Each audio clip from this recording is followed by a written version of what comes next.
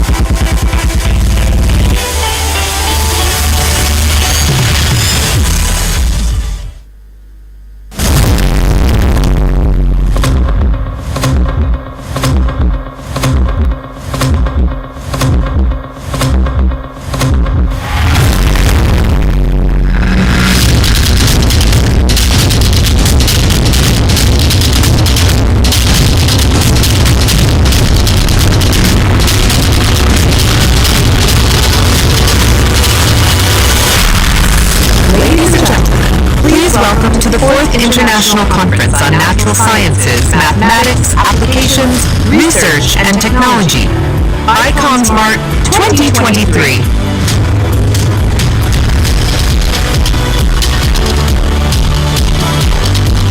Please give a warm welcome to our Master of Ceremonies for today's event, Doctor of Veterinary Medicine, Kirsty Putri Nathania Pinontuan.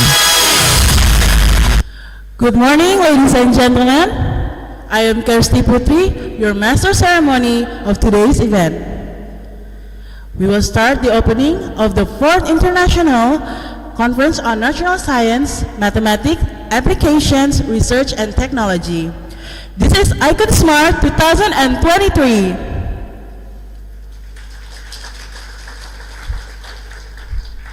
Ladies and gentlemen, please rise now and stand in a proper position for the Indonesian National Anthem, Indonesia Raya.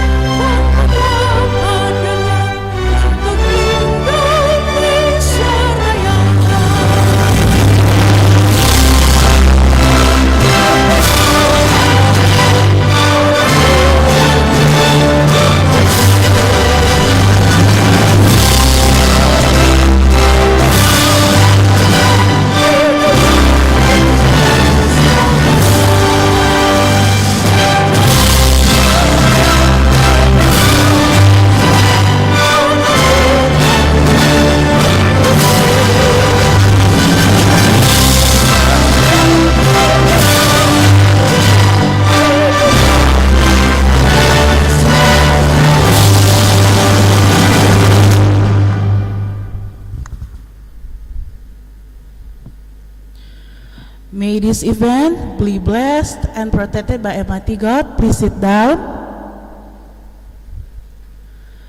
Before we start this event, we will ask this in prayer will be led by Pendeta Ricky Pitoy Tawama STH MA.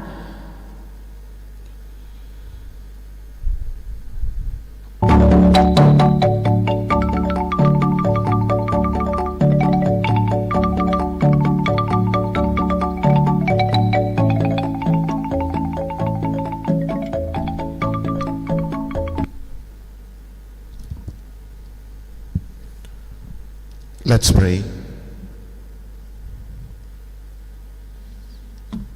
Dear Father God in Jesus Christ, thank you for your unfailing love for us, your blessing, your unconditional love and goodness. Thank you for your faithfulness to guide and see through the times of uncertainty,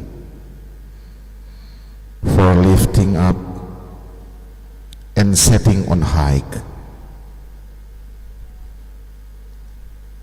Thank you for your holy scripture that comforts and reminds us of your promises, plan and provision.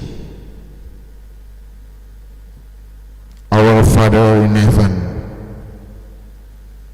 thank you for this time, opportunity, strength, and help that you have given us so that we can participate in this Indonesia the Fourth International Conference on Natural Science, Mathematics, Application Research and Technology, Icon Smart 2023, which held today. We pray that you will bless all of us. We found your blessing, joy, and knowledge, which will be useful for our future and humanity. Dear God, in the future, help us to be good person and to sow wisely. In Christ's name, amen.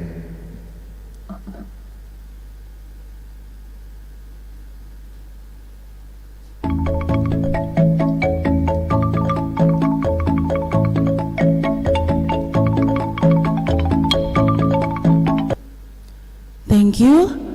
From the beginning, I did not say welcome to all of you because the welcoming remarks will be delivered directly by the Dean of Faculty of Mathematics and Natural Science. Ladies and gentlemen, host from this evening, Dr. Gerald K. Kamuntuan, SS, MSE.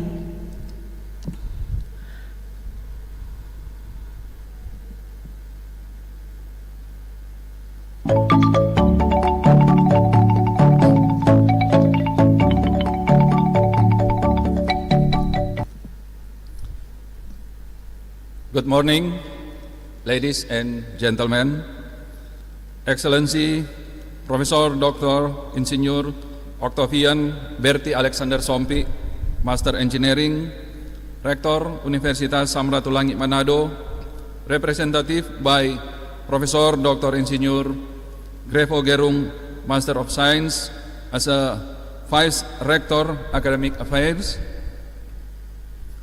honorable plenary speakers, distinguished guests, and all of the participants, ladies and gentlemen. Welcome to the 4th International Conference on Natural Sciences, Mathematics, Application, Research and Technology, Icon Smart 2023. This conference is organized by Faculty of Mathematics and Natural Sciences, Universitas Ratulangi Manado, and is an annual event that has been held for 4 times. So let me take this opportunity to express our appreciation to Universitas Ratulangi for their support of this international conference. Ladies and gentlemen, Icon Smart 2023 provides a platform for researchers, academicians, professionals, educators, and industries to share and generate interest in cutting-edge research, applications, educations, and technology in the related areas of the theme: data optimization for instrumentation physics, food security, and energy sustainability. How about AI? In light of this, we are very fortunate to have Professor Dr. Seiya Negami from Yokohama National University, Japan, Professor Dr. Engineering Kuat Triana, Master of Science, Dean Faculty of Mathematics and Natural Sciences, Universitas Gadjah Mada, Yogyakarta, Indonesia, also as a Secretary General of MIPANET, Profesor Madya Dr. Muhammad Saki bin Nu, Dean Faculty of Applied Sciences and Technology, University Tun Hussein On, Malaysia, Profesor Sutawat Benjakul, PhD, from Prince of Songkla University, Hat Hai, Thailand, Profesor Dr. Prasad Kaparaju, from Griffith University, Brisbane, Australia, and Dr. Cara Layton, from Aberdeen University, Scotland. Here is the plenary speakers at this conference. We expect professional and insightful input from this international expert. My appreciation is also extended to the invited speakers, all participants in the following session today, and to the Committee of Icon Smart 2023. Ladies and gentlemen, we will now begin the international conference, and we would like to request the Rector of Universitas Ratulangi Manado to officially open the Icon Smart 2023. Finally, I would like to conclude my remarks by wishing you a fruitful conference, and we truly hope that this conference will be a good starting point for the coming activities with experience of learning, sharing, and networking. Thank you very much.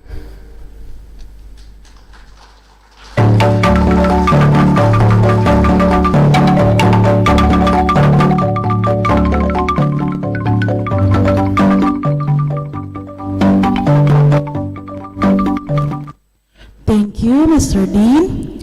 Next, the speech and the official opening by the Rector of Ratulangi University, represented by the Vice Rector of Academic Affairs. Ladies and gentlemen, please welcome Professor Dr. Insinyur Grevo Solomon Gerung, MS Chair.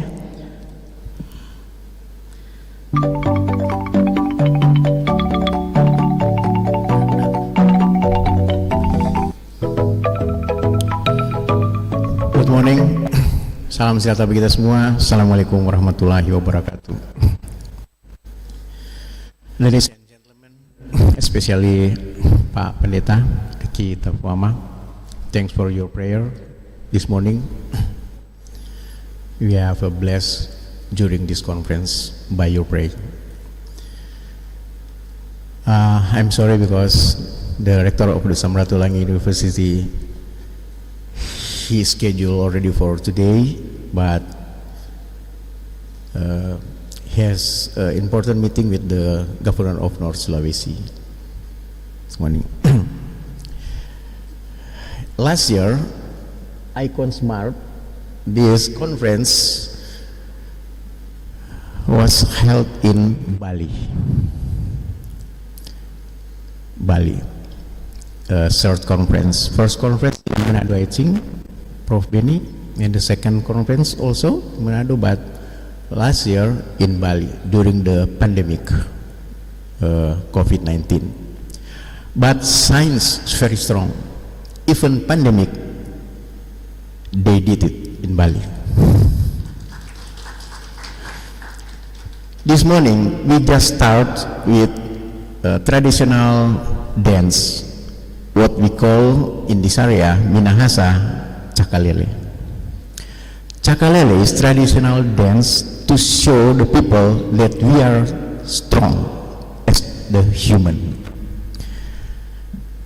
And during these 2 days, this conference theme is data optimization for instrumentation, physics, food security, and energy sustainability. How about AI?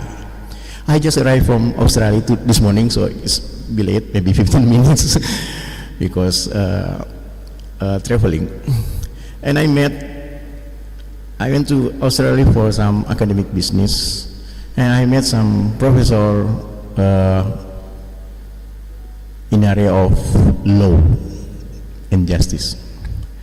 I asked them, are you ready to use AI during your justice session, and you ready to use AI to decide it who mistake and to prosecute someone? They said, AI is not human. AI is not human. Human decided by human being, but AI, no. So if these 2 days we're talking about how about AI, what will you answer? What will you do with AI for science? You can ask to all the invited speaker, all the keynote speaker from Australia, from Japan, from Malaysia, from Indonesia, of course. So I just mentioned about the strong of Cakalele, our traditional dance. We hope that science to be strong also, but science also maybe for me should be weakness for AI. If we are strong for AI, maybe we cannot do anything as a human like that. I don't know in your area. My area is fisheries and marine science, of course. Fisheries and marine science is about technology and human being, because we catch something, so be fooding any people, as we need AI. Cakalele show us we have to be strong for science in 2 days, and we have to be strong also for human being, as AI is not human being. So we have to conclude in this conference, of course. Thank you very much for all the speaker, keynote speaker, and thank you very much for all the participants here in this university, Samratu University, and the other participant by Zoom, hybrid, of course. So thank you very much. You are here, all of you, because conference. Again, please focus to the science and conference, but please thinking about North Sulawesi, about Binasa, our culture and our human beings. So 2 days you talking about science, and please take a time, space your time for understanding about Minahasa, about North Sulawesi. Enjoy in Manado and focus to your conference. On behalf of the Rector of Ratulangi University, officially I open this 4th International Conference on Natural Science in Ratulangi University. Thank you very much. I would like to kindly ask Mr. Vice Rector to stay on stage. And as the symbol of the opening of Icon Smart, the Vice Rector will hit the tatingkoran. I invite the Dean, Dr. Gerald Tamuntuan, and the Conference Chair, Dr. Wincy Weku, to accompany the Vice Rector on stage.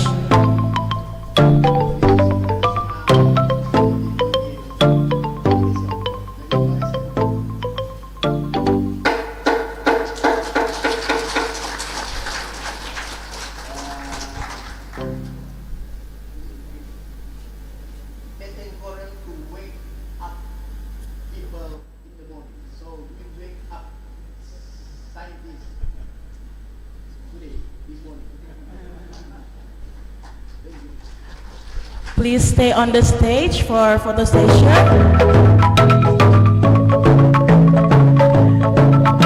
I would like to invite the Faculty of Applied Science and Natural Science, Ratulangi University. We also like to invite the Faculty of Applied Science and Technology, University Tun Hussein on Malaysia, to please on the stage. Also representing the Faculty of Mathematics and Natural Science, Gajah Mada University, please come on stage. Representing the Faculty of Science and Technology, Machung University.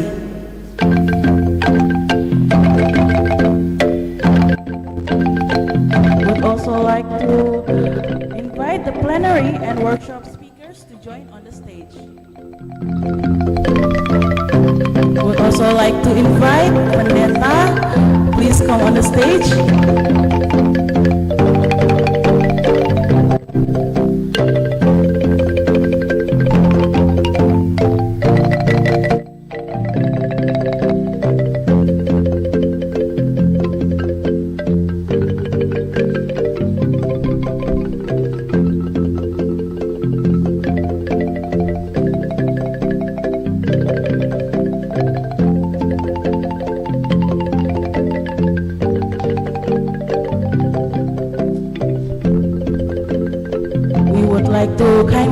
Also to all to please come come down the stage and we'll have a photo session with the audience.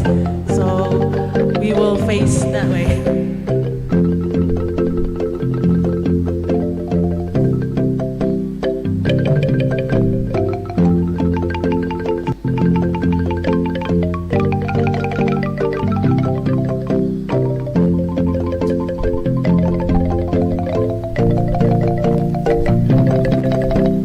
We would like to ask the audience to please stand up for a photo session.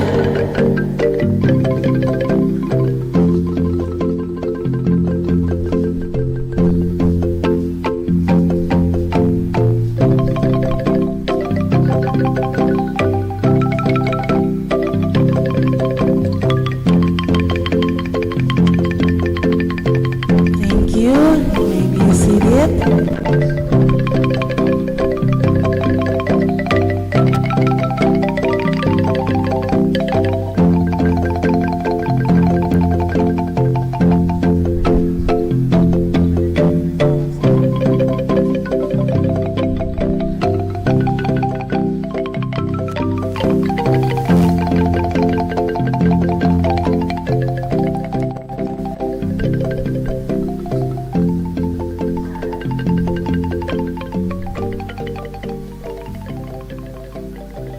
Now we will see together a video profile about Icon Smart's profile.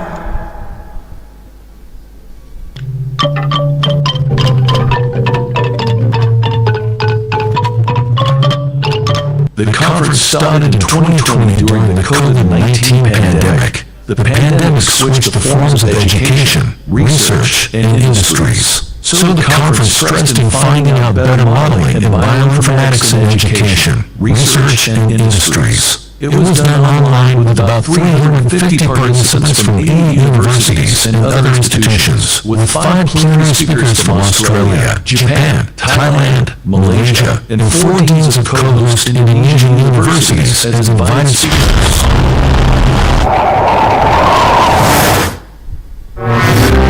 The second conference was also done online in 2021. At that time, the focus was on material science and bioinformatics for medical, food, and marine industries, with eminent speakers from USA, Singapore, Mongolia, South Korea, Germany, and from the Indonesian herbal industry Ceremonial and Canton Company, with about 450 participants from 138 universities and institutions from 18 countries. Last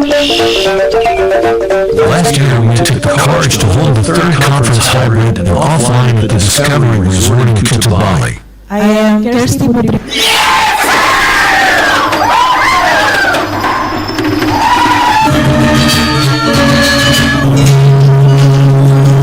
Is officially open.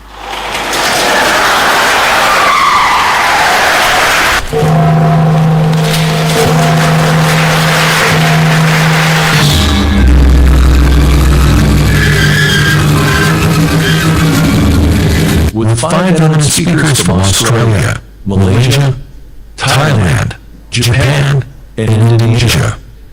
As side events, there were 2 workshops conducted with overseas collaborations with Yokohama National University in Japan and Prince of Songkla University in Thailand.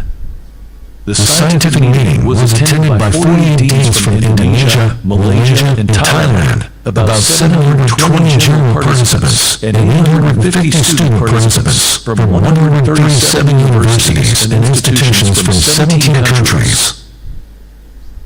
This year, it is the 4th conference. It is a whole hybrid, and for the first time, it is really done at its own university, the Ratulangi University in Manado, with the theme Data Optimization for Instrumentation Physics, Food Security, and Energy Sustainability. How about Artificial Intelligence? It presents 6 eminent speakers from Indonesia, Australia, Japan, Thailand, Malaysia, and Scotland. This time, we organized a workshop for teachers in collaboration with Yokohama National Universities, attended by 350 general participants and 400 students.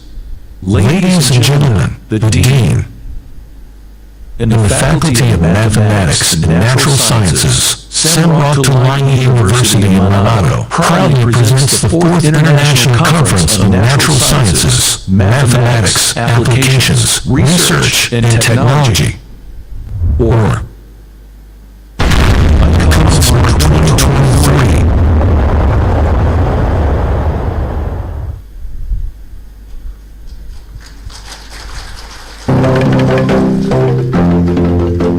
That was a brief video about the history and also the profile of Icon Smart 2023. Now I would like to invite for the signing of the letter of agreement. I would like to kindly invite the Dean of Faculty of Mathematics and Natural Science, Ratulangi University, representing Faculty of Applied Science and Technology, University Tun Hussein on Malaysia, representing the Faculty of Mathematics and Natural Sciences, Gadjah Mada University, representing the Faculty of Science and Technology, Machung University.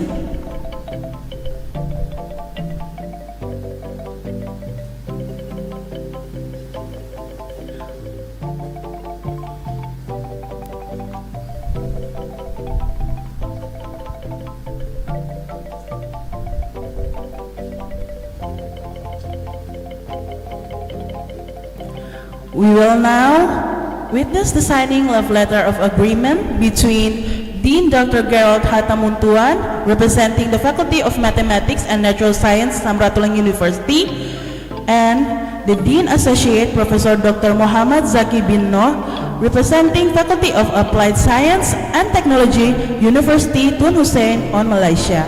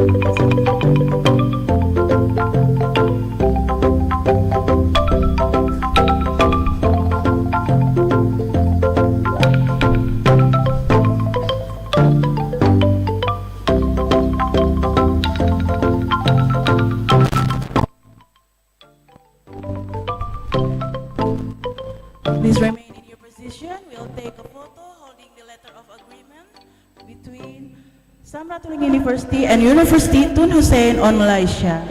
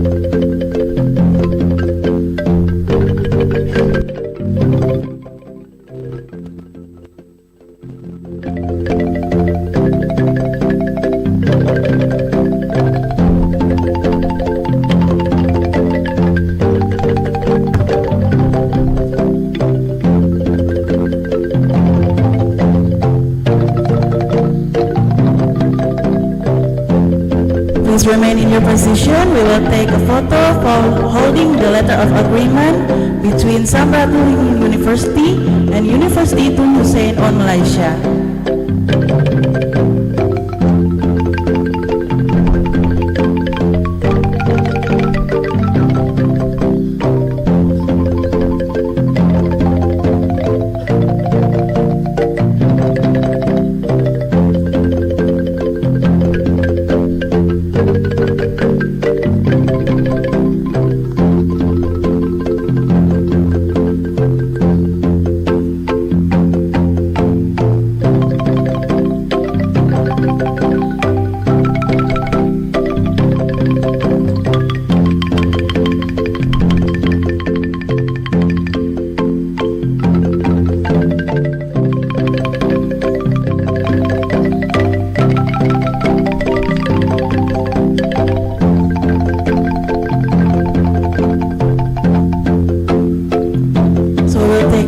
Photo between Ratulangi University and Tun Hussein on Malaysia.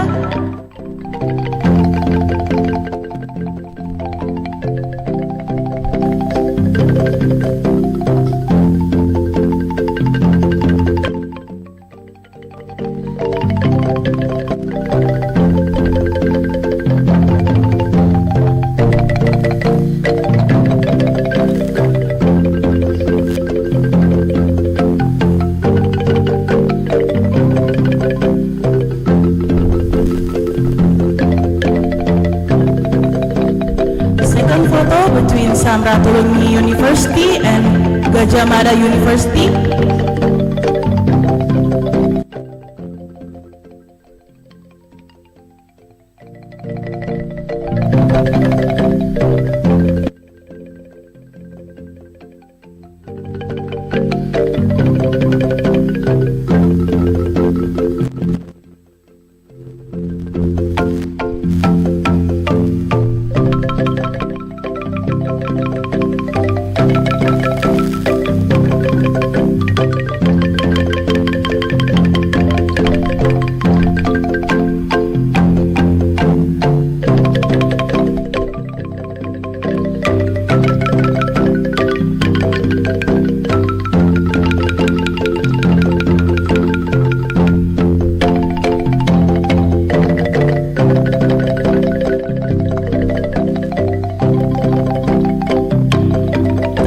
Is between Maju University and Ratulangi University.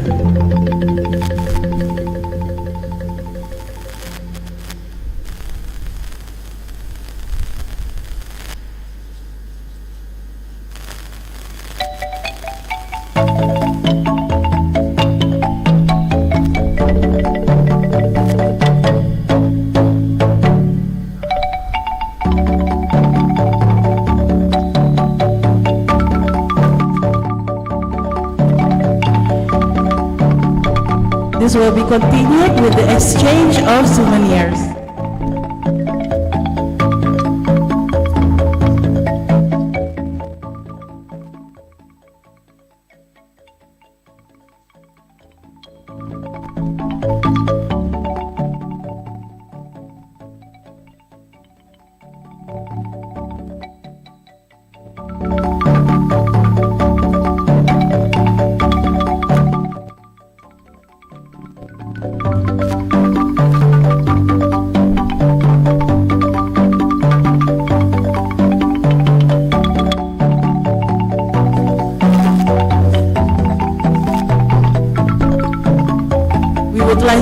Like to also invite the speakers to please join in front for exchange of souvenirs.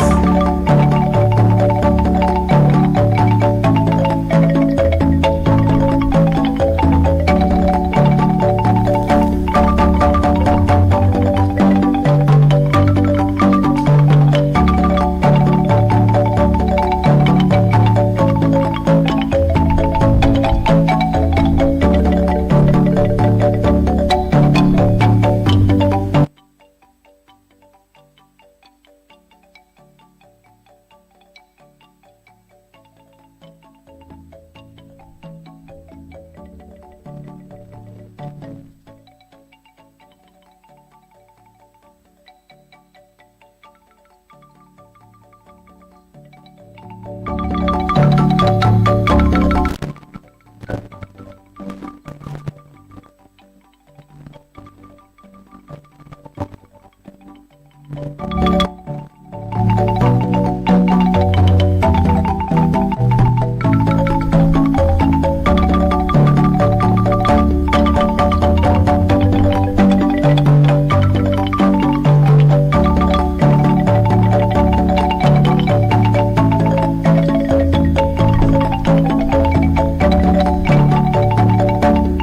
You may be seated.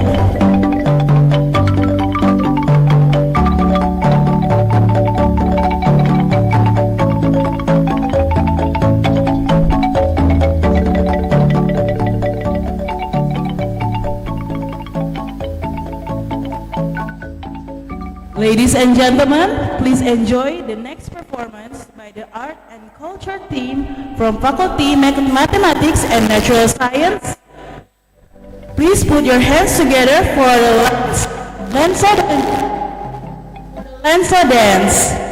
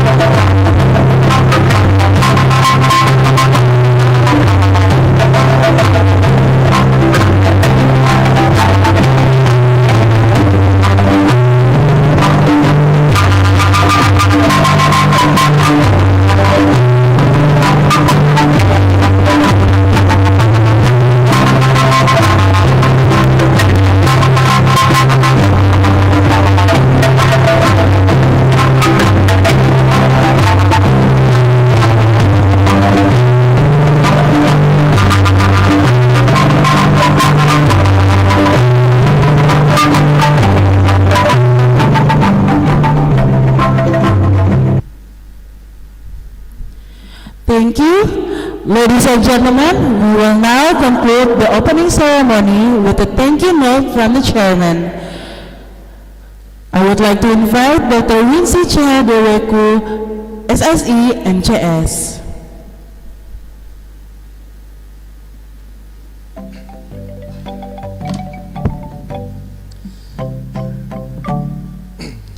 Good morning, everyone. For the honorable guests, participants, ladies and gentlemen, welcome to the 4th International Conference on Natural Science, Mathematics, Applications, Research and Technology, the Icon Smart 20 and 23. The term data optimization for instrumentation physics, food security, and energy sustainability. How about AI? On behalf of the committee, I would like to take this opportunity to offer special words of gratitude to Rector of Ratulangi University, Professor Dr. Octavian Bertisompi, represented by Vice Rector Professor Gerung,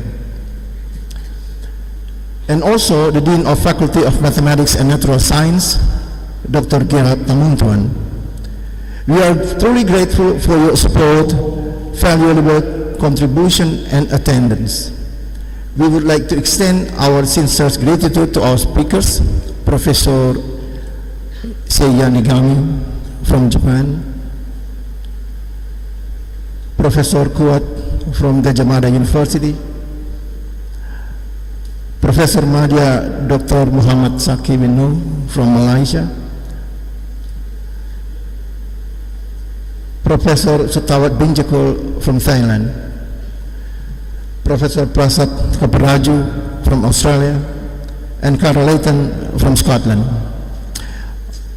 Our appreciation is also extended to our moderators, Windra Swastika PhD from Machung University, Mahendra Kusumanugraha, Glennie Manindaan PhD, Maureen Kumaunang, Feki Mantiri PhD, and Dr. Adelphia Papu from Ratulangi University, Manado. Thank you for your serving as a moderator at the Icon Smart 20 and 23. But last but not least, thank you to all conference participants.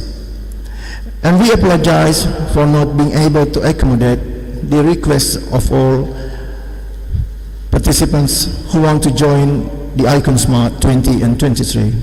I'm deeply appreciative to committee members of Icon Smart 20 and 23 for their work and energy are making a difference here. Directorate, 4th floor, Universitas Ratulangi, and all the wonderful volunteers who were involved in planning this event.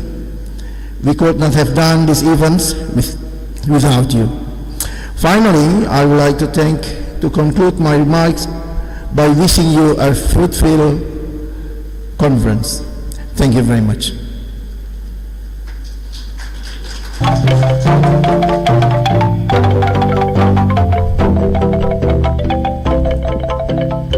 Thank you, Mr. Chairman. Now, before we really close the opening ceremony, here is another performance by the Art and Culture team from Faculty of Mathematics and Natural Science. I would like to invite to our audience to please also participate in this dance. Ladies and gentlemen, here is the Katuri dance.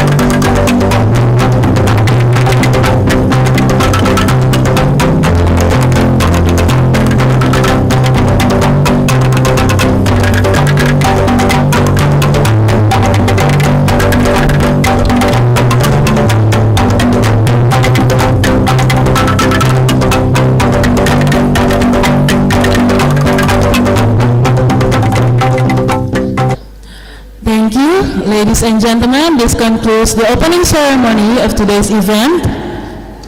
Give a round of applause. Now we will have a coffee break.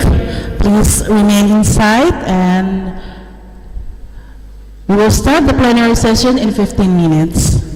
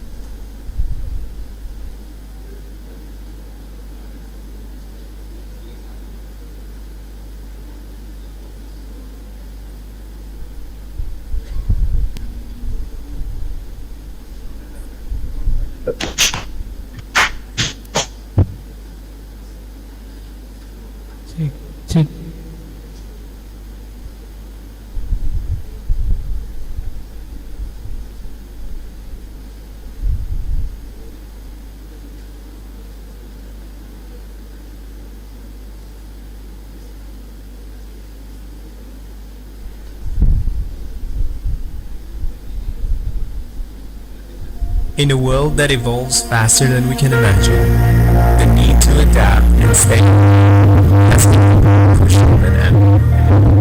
To overcome the challenges of this rapidly changing world, we believe we must equip ourselves with understanding current technology and fostering strong characters.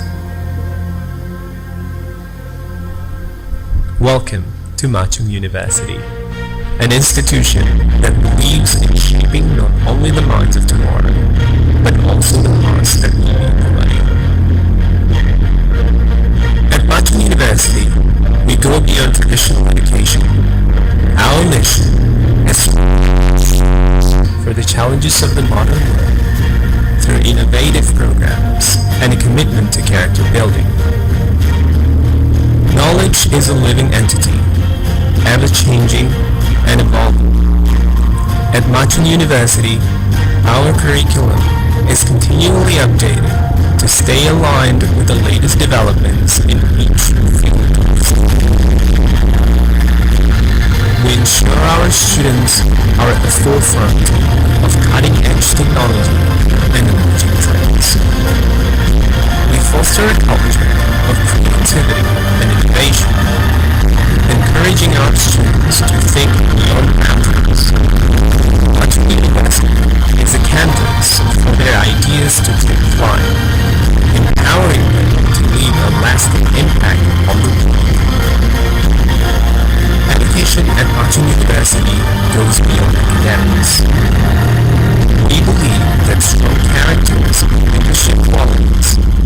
essential for success. Our students actively engage in character-building activities that nurture empathy, compassion, and social responsibility. Our students benefit from hands-on experience through our extensive internship programs. We believe that real-world exposure is the gap between theory and practice, enabling our students to excel in their chosen fields.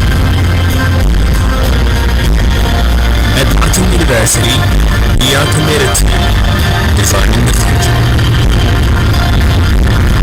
Join us as an incredible journey of growth and knowledge. Embrace the changing world of information, equipped with cutting-edge education and a strong character.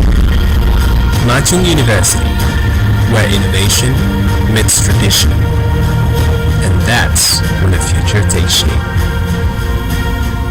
With Ratulangi University, you're set on your journey, designing the future.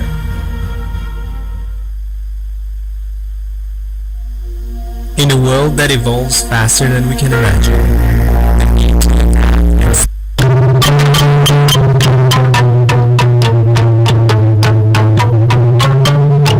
The conference started in 2020 during the COVID-19 pandemic. The pandemic switched the forms of education, research, and industries. So the conference stressed in finding out better modeling in bioinformatics in education, research, and industries. It was done online with about 350 participants from 8 universities and other institutions, with 5 plenary speakers from Australia, Japan, Thailand, Malaysia, and 4 deans of co-host Indonesian universities as invited speakers.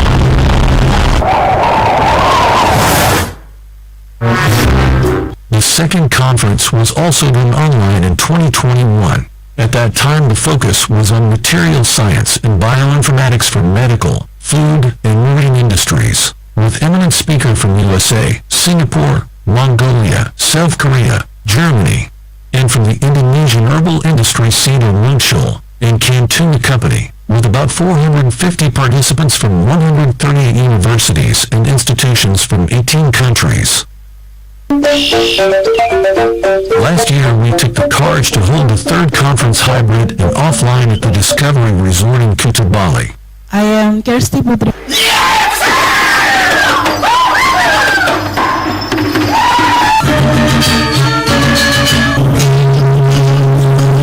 Is officially open.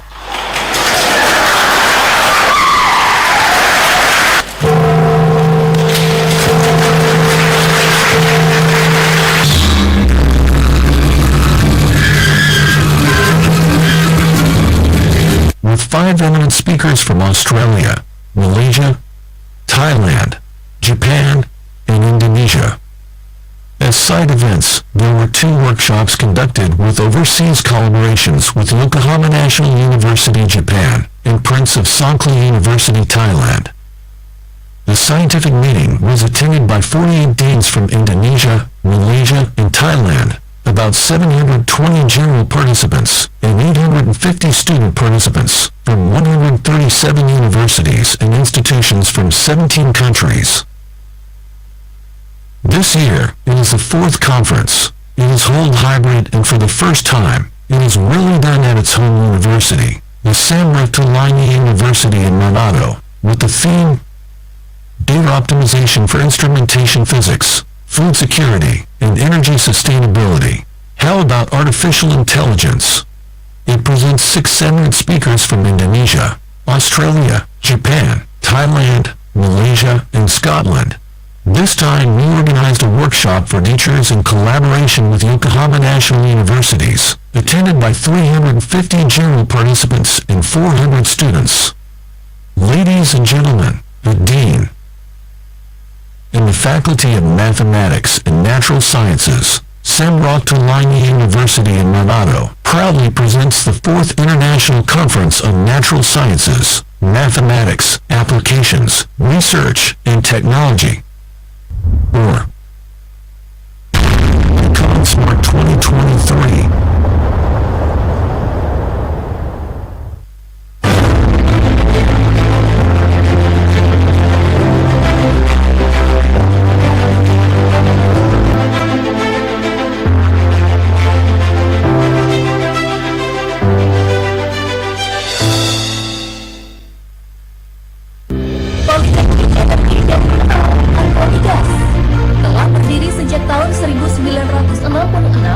dengan nama Akademi Minyak dan Gas Bumi atau AMGB.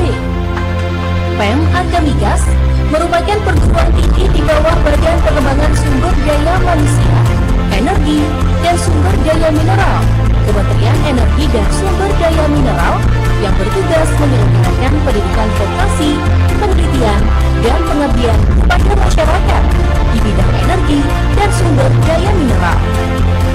Ribuan lulusan PEM Akamigas telah banyak berkiprah di industri migas berbagai belahan dunia. Keberterimaan industri migas terhadap alumni PEM Akamigas sudah tidak diragukan lagi. Menjadi juara di berbagai kompetisi juga merupakan nilai tambah akan keunggulan mahasiswa PEM Akamigas. Saya, Ratulangi Bambang Murtianto, alumni Politeknik Energi dan Mineral Akamigas tahun 2021, program studi Teknik Pengolahan Migas. Berkat perkuliahan di PEM Akamigas, hanya dengan waktu tunggu kurang dari 1 bulan, saya sudah bekerja di Universitas. PEM Akamigas, jaya, jaya, jaya. Hai semuanya, perkenalkan saya Deslitin Tamara. Saya merupakan alumni PEM Akamigas tahun 2020 dari program studi Logistik Migas. Belajar di PEM Akamigas tentunya sudah lengkap sekali. Kita akan diberikan lebih banyak praktek dan tentunya akan dibekali dengan sertifikat uji kompetensi. Pokoknya setelah lulus dari PEM Akamigas, kita akan menjadi insan yang siap untuk bekerja di lapangan. PEM Akamigas memang paling oke. Bertempat di Jalan Gajah Mada 38 Cepu, Kabupaten Blora, Jawa Tengah, PEM Akamigas melaksanakan kegiatan pendidikan melalui 5 program studi yang dimilikinya, yaitu Teknik Produksi Minyak dan Gas,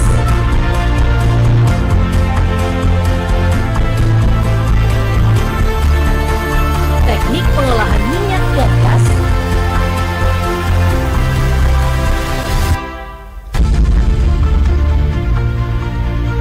Teknik Instrumentasi Kilang,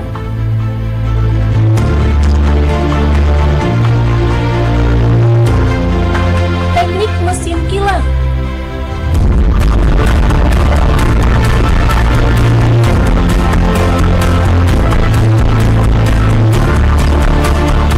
dan Logistik Minyak dan Gas.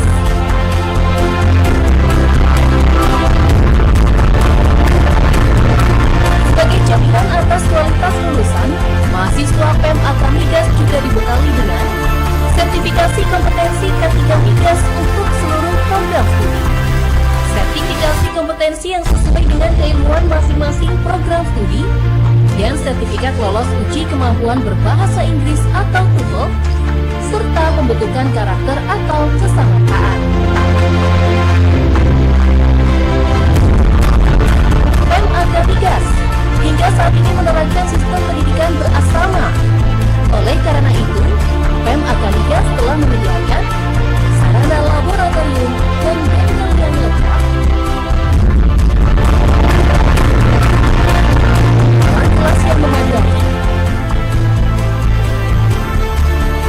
perpustakaan yang sudah dilengkapi dan dikembangkan ke dalam sistem informasi digital library atau perpustakaan online, Geraha Okana, asrama,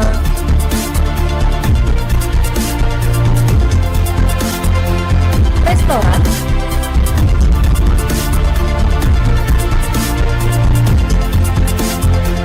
sarana kesehatan atau poliklinik, sarana olahraga,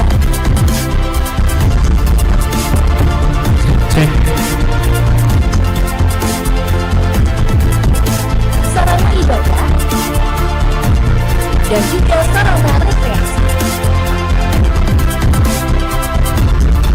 Sebagai perwujudan Norma perguruan tinggi, selain pendidikan, PEM Akamigas juga melaksanakan penelitian dan juga pengabdian kepada masyarakat.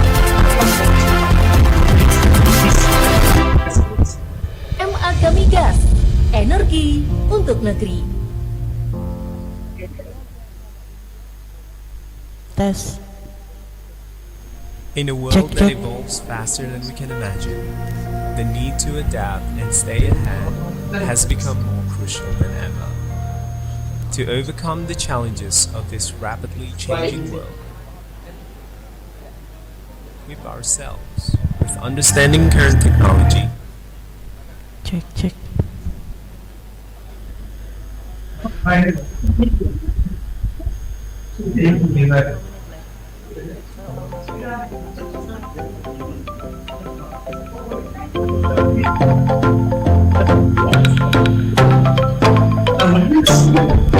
We will shortly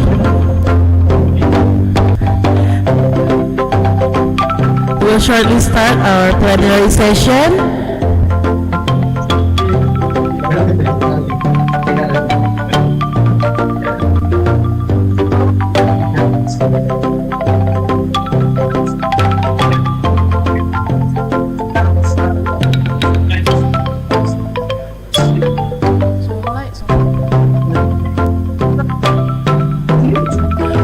We will shortly start our plenary session. Please, everyone, to take your seats.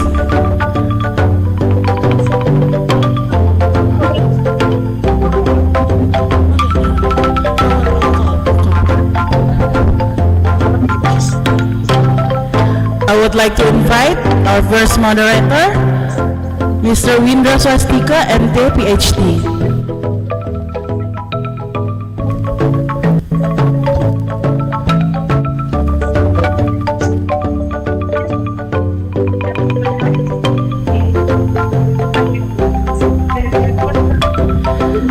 Mr. Windra Swastika, MT, PhD.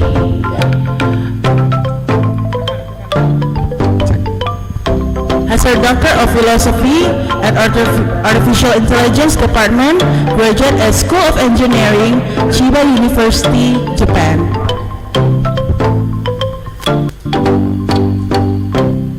Shall we start? Yeah. Okay, good morning, distinguished guests and participants.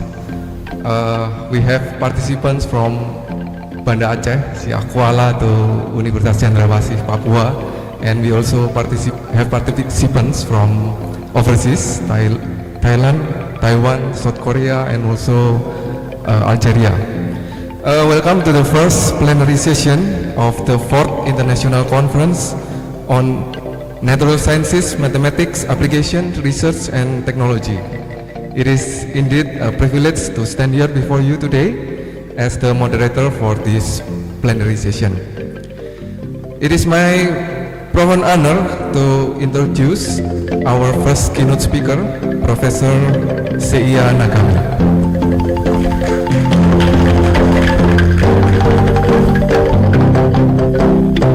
Widely recognized as a pioneering figure in the field of topological graph theory, Professor Nagami has not only enriched academic world with his research, but also dedicated himself to enlightening others about the wonder of mathematics through numerous articles and books. Today, Professor Nagami will sharing his expertise on the topic of graph, cufflinks, and their applications, a subject that encapsulates the pure elegance of mathematical structures and their practical implication in various fields. Without further ado, I would like to invite Professor Nagami to the stage. Please join me giving him a warm welcome to Professor Nagami. Professor Nagami, the stage is yours. You may start your presentation.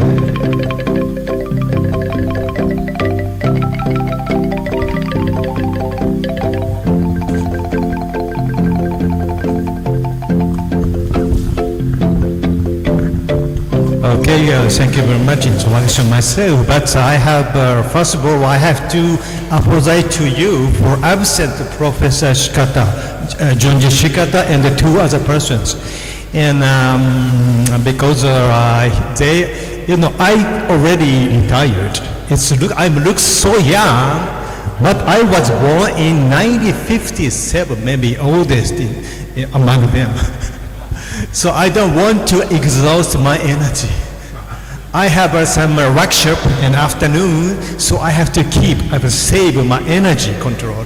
So, but already I exhaust my energy with dancing. That dancing should be performed in the evening, please. All right. Anyway, so my title is graph. All right, switch the screen. Please show my. All right. And the title is Graph Covering and Their Applications. Basically, I am pure mathematician, so I don't like any application of mathematics, honestly speaking. But fortunately, Professor Shikata employed me by very big budget for government, and I am working for him for research for crystallography. Okay, so I am mathematician, but most of the people not working for mathematics. And usually people know scientists knows just mathematics in the 19th century. I'm living in the 21st century, so most of the people don't know what is graph survey and topology and so on. Just I will not speak the details, just to give you an image, right? Making imagination, right? Okay. So I prepare 5 dishes. The subject contains food something. So I prepare the 5 dishes. And the first dishes I put this one. What it is? Mango, right? And the mango also in Japan we can eat mango, but it's come from the southern part, not all Japan. And but also second one is apple. This apple is green apple. Basically, Japanese apple is red and come from northern part, right? Third one is what is that? Tomatoes. Tomato is basically everywhere, yeah. Farmer making tomato everywhere, but not center of the city, around the city, suburban, right? So what is horse? Can you understand? And the food inside the city, hamburger, right? Do you understand what I want to do? But I reserve the 5th dish, just empty, right? Okay, so I want to talking about graph covering. So this is just a mathematical sentence. Very few people know that, understand that. Maybe the bijection. Maybe you cannot find the word bijection in the English dictionary. That's the mathematical terminology. So I don't explain the detail, but just to make imagination. This big graph is covering of this small one, right? So look at all. There are many numbers. For example, there is 4 numbers. 4, 1. 1 appears 4 times, and every number appears 4 times here, and also this guy has the same number or with the same numbers.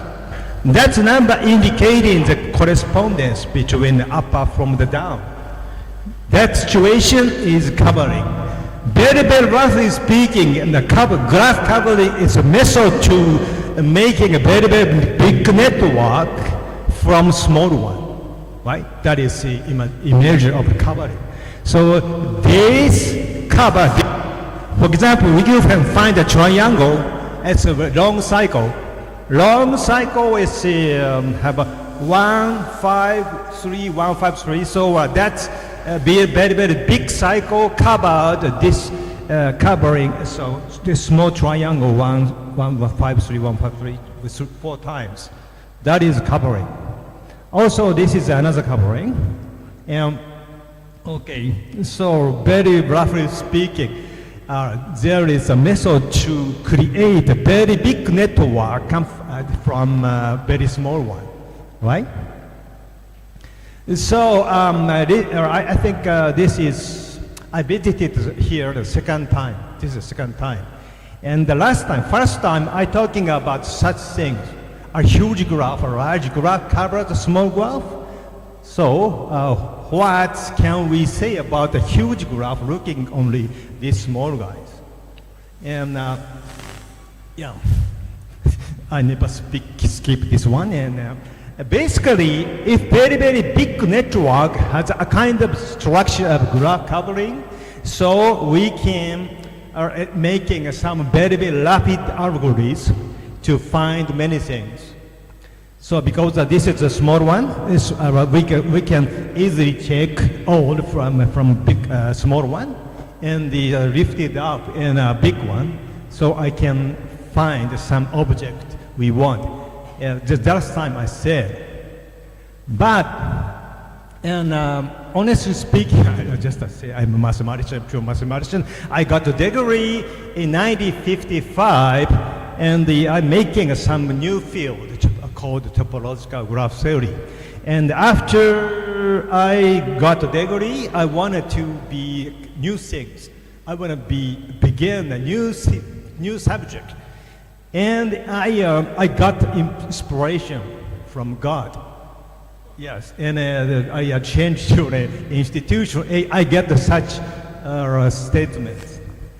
I just read. If the connected graph G has finite planar covering, then G can be embedded on the projective plane. Maybe that's easy English. Computer grammar is very easy, but I think very cool eyes. I'm hesitant to explain that, but anyway, you don't know what is projective plane.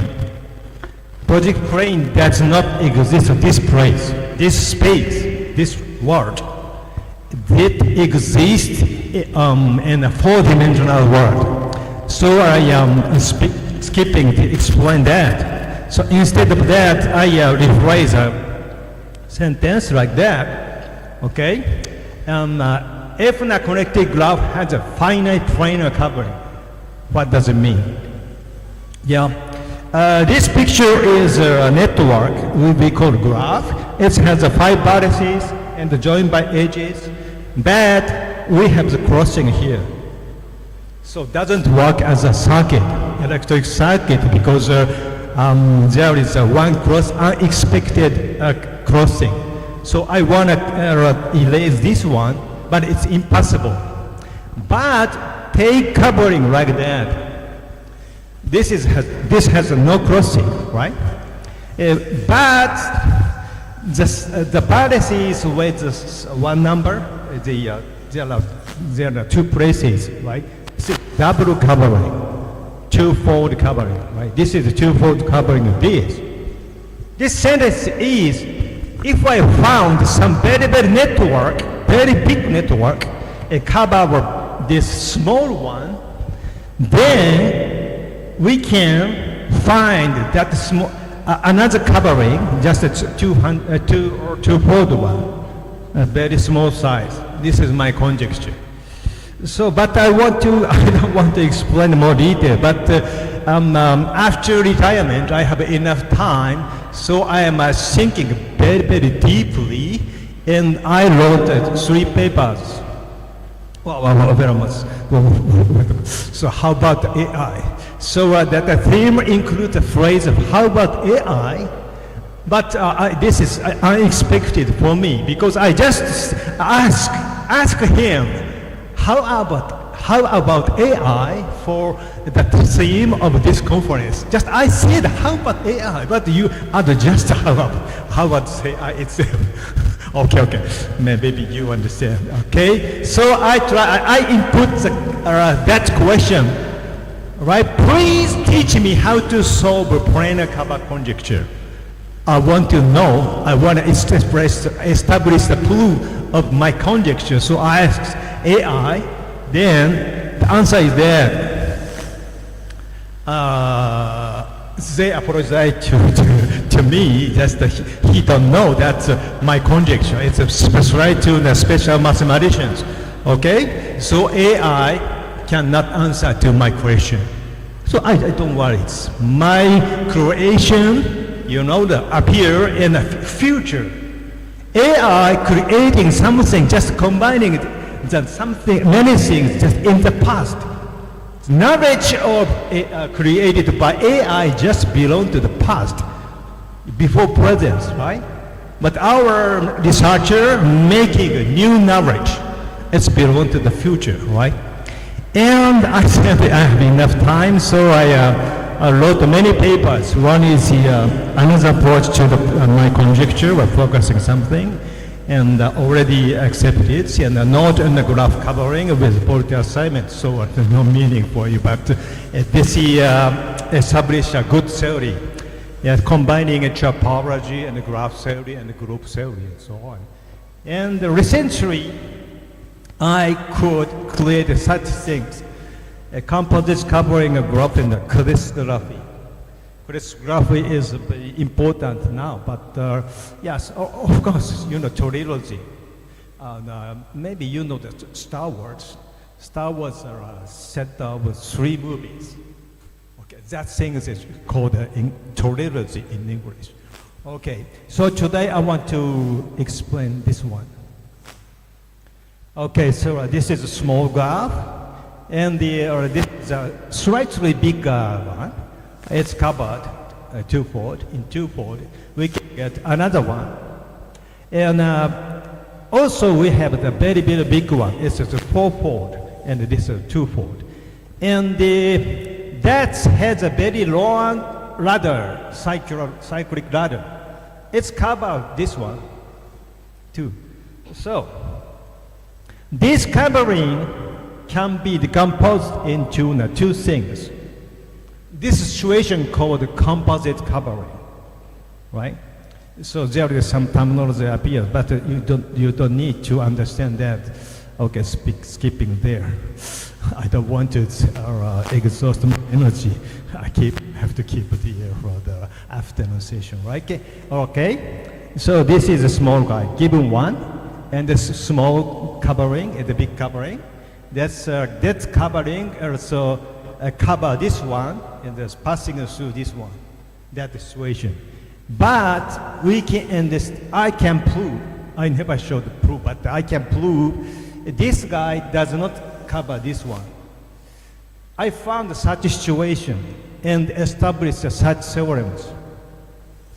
This is unfortunately a mathematical sentence, so difficult to understand. If there is a number m, it's odd number, then N2 composite covering means that this is N2 composite covering. This cover this one, small one, and that's by this one. There is such situation. If you find such situation, and we can conclude if that guy cover this one by this one, then this guy doesn't cover this. So there are many twofold coverings, not infinitely many, but finitely many, but very, very exponentially many things we can construct these things. But if cover this one, then this cannot cover others. I found such a situation, all right? And some guy, it's very old, so this guy cover or not? That question is NP complete. If you're you're studying in information science, you know what is NP complete. It's meaning, just very roughly speaking, even if you use a supercomputer, it cannot answer it rapidly. So recently, quantum computer, maybe you know that, as quantum computing also cannot solve such problem easily, right? So given this one, this is G, and whether or not this G can cover this, that question is very, very difficult. But about 1 year ago, I get some another inspiration. Now, I don't explain something. This one, the spanning trees. If I know in a spanning tree, then we can recognize these guys. Yes, these things, exponentially many things, double covering, can construct using this spanning tree in a very simple way. All right, and given this one, and this which double covering this big one cover? This is a very hard question. But if I know, you know, and the spanning tree of this, we can find easily this. Okay, that's my inspiration.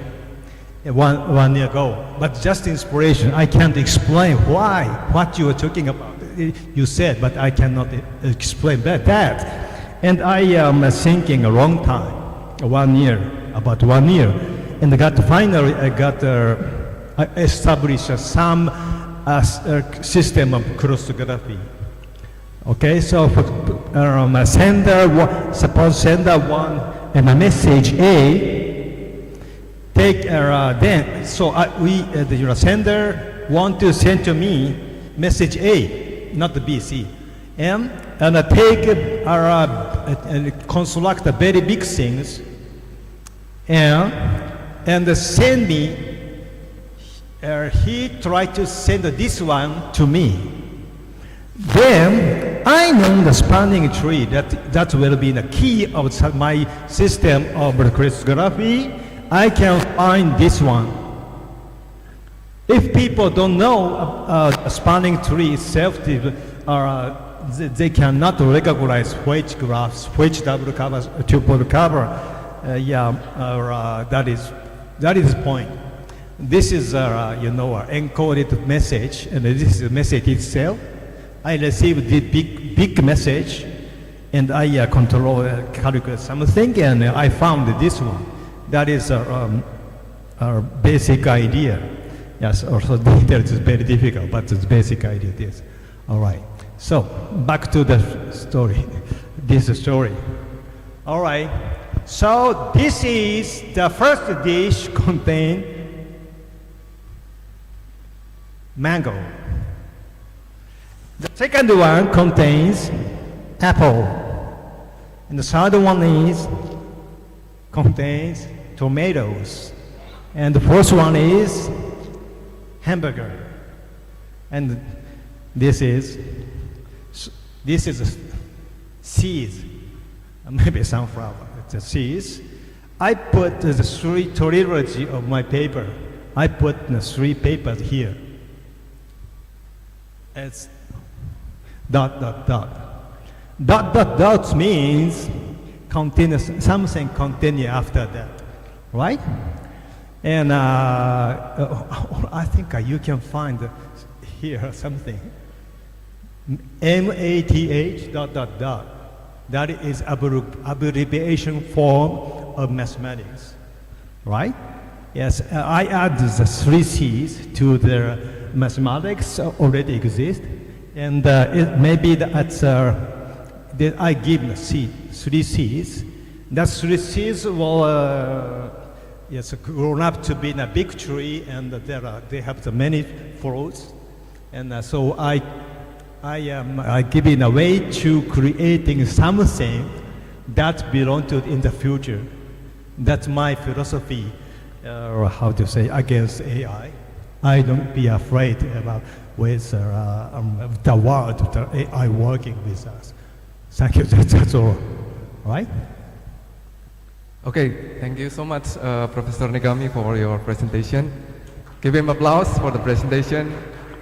I believe mathematics, especially graph theory, is very specific field, and not all of us can deeply involve in graph theory. So we need mathematicians to solve our problems sometimes.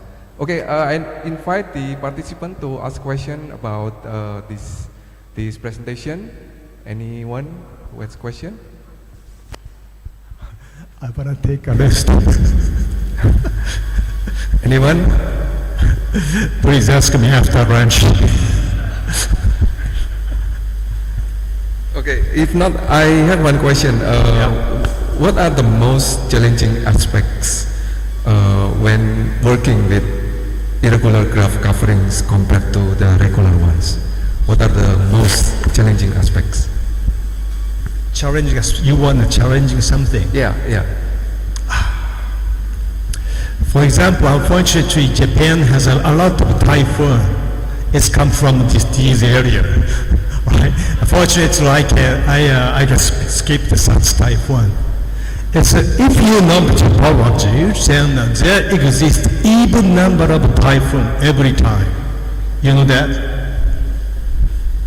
Even number. Zero is even. Even. Yeah, only one typhoon exists. This is impossible mathematically. It's a conclusion of topology.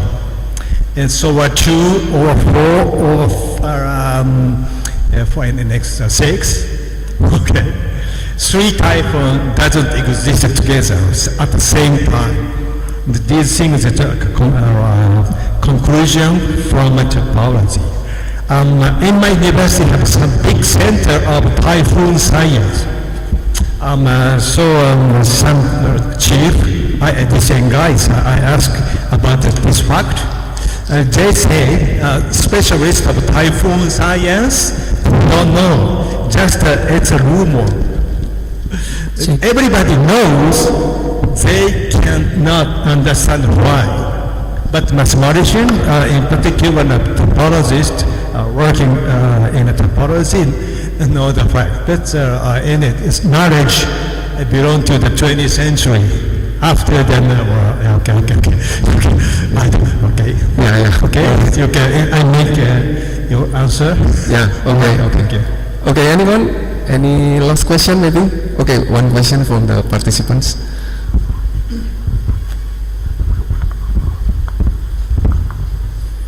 Thank you.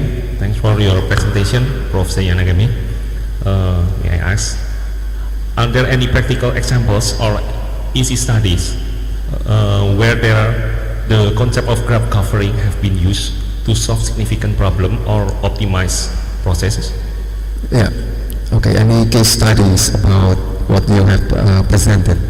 Because it's pure mathematics, so we are wondering what the process. So very sorry. This is the first time to use my mathematics for application.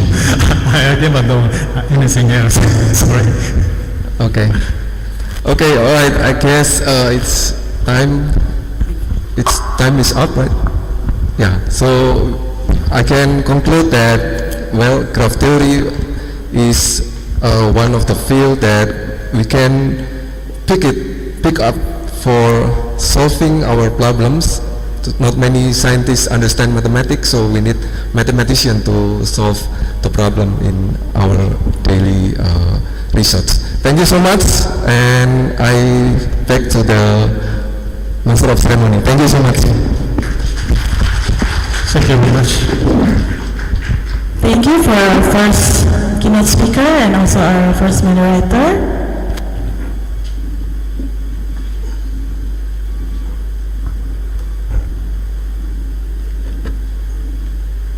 Okay, I would like to invite our second keynote speaker, our second moderator, which is Mr. Mahendra Kusumanugraha, SSE, MSc.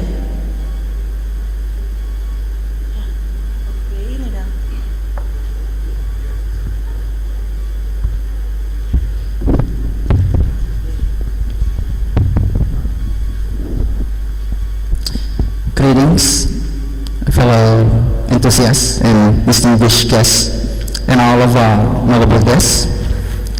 Honorable Representative of Ratulangi University, Excellency, Representative of Faculty of Math and Natural Science, and to all of our keynote speakers, important figures, and all of our beloved participants.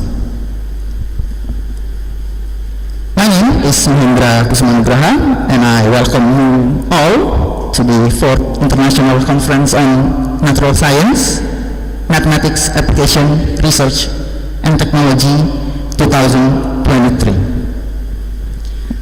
Our plenary session will be continued with our next incredible speaker from University Tun Hussein on Malaysia.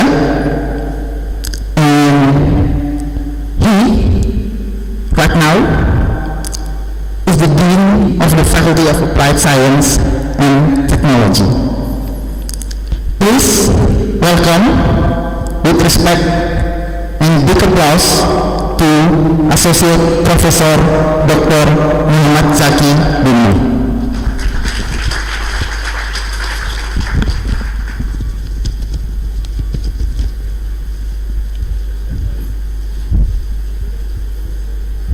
Allow me to indulge a bit more.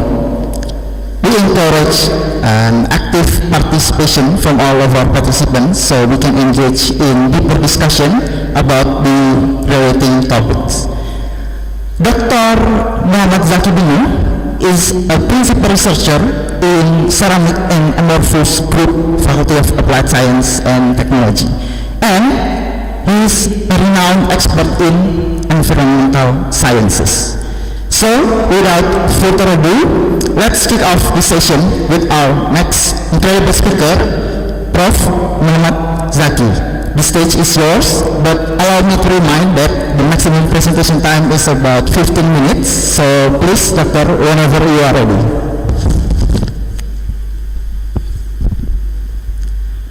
Good morning and selamat pagi. Okay, thank you very much, Mr. Mahendra, for good introduction about me. Okay, today I will present you about material science, which is about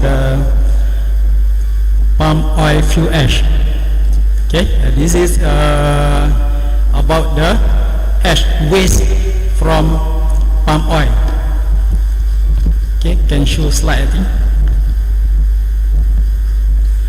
Okay, actually I long in administrative team, I think since after I graduate PhD, that I not much time on research actually, because I've been a dean since 10 years ago.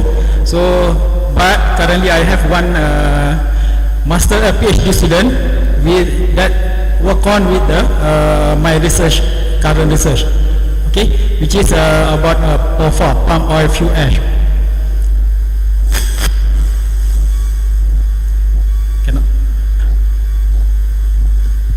Can show the slide. Surface Group, Faculty of Applied Science and Technology. My presentation today is about the sustainability innovation and environmental sciences.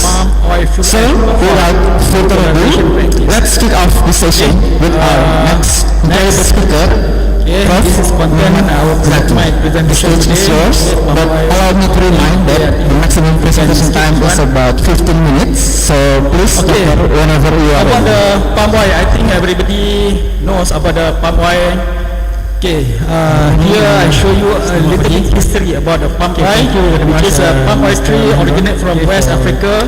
Okay, and then the first introduced to Malaysia, because I present in Malaysia early 1870s, which is about and then 1917, okay, first commercial planting about commercial in Malaysia from and according to Malaysia Economic Statistics, okay, in 2019 there is 71 million tons of palm oil fresh fruit was harvested from 5.1 million hectares of palm oil since 2019 time. Okay, so because huge in numbers since 10 years ago, planting of palm. Currently I have one master PhD student.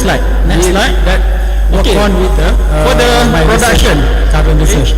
In world, which is Malaysia and Indonesia are dominated planting of palm oil. Okay, Indonesia the most, okay, which is 54%, and Malaysia is 32%. Okay, so in palm oil presentation is about the Malaysia and Indonesia covered about 83. Let's kick off the session with our next incredible speaker, Prof. Muhammad presentation is yours, but allow me to remind that the maximum presentation time is about 15 minutes. So please, whenever you want. The papa is come from about the palm oil fruits. Okay, here I show you only 10% of palm oil is palm kernel originate from West Africa. Okay, and then palm oil is other 90% is less as the biomass. And then that means in 1917, okay, 90% commercial planting about commercial. That's why in Malaysia very interested and study further. According to Malaysia Economic Statistics, okay, in 2019, global amount of palm oil residue is about 184 million tons, 5.1 million tons from palm oil. They extract the palm oil, and then this is a waste number. This is empty fruit bunches, palm oil fibers, palm kernel, and master apple. So it's like that. Okay, for the production in world, which is Malaysia and Indonesia are dominated from fruit planting of the race. Okay, Indonesia the most, okay, which is 54%, and Malaysia is 32%. Okay, so my presentation is about Malaysia and Indonesia covered 83%. Let's kick off the session with our next guest speaker. Presentation is yours, but allow me to remind that the maximum presentation time is about 15 minutes. So please, whenever you want. The papa is come from about the palm oil fruits. Okay, here I show you only 10% of palm oil is palm kernel originate from West Africa.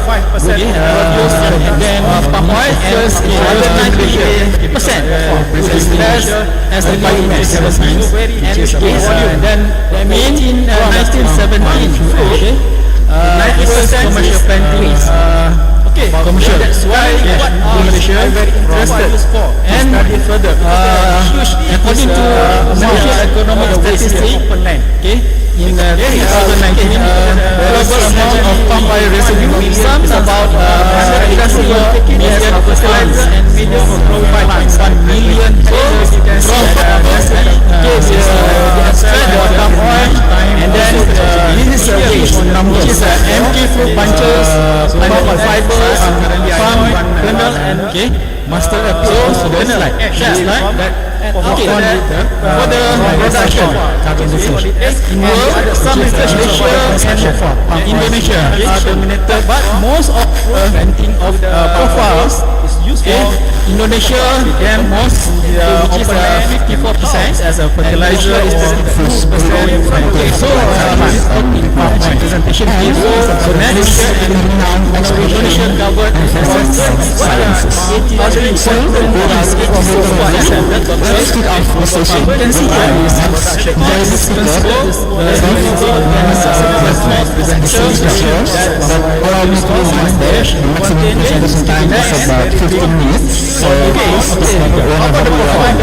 The papa is come from about the palm oil fruits. Effective of here I show you only 10% of palm oil is palm kernel originate from West Africa. And then palm oil is other 90% is less as the biomass. And then that means in 1917, for example, 90% commercial planting silica use. That's why Malaysia very interested and further use as a hazardous material to improve strength and durability. Global amount of palm oil residue sums about 184 million ceramic wasming used as a stoneware and houseware material. Plus as a main this is a waste which is empty fruit bunches, fibers, palm kernel, master apple, like that. Okay, for the production is a lot of and world, some research Malaysia and Indonesia are dominated, but most of the planting of profiles is for Indonesia, most of 50% as a fertilizer is the next percent. So why not presentation is so next Indonesian government is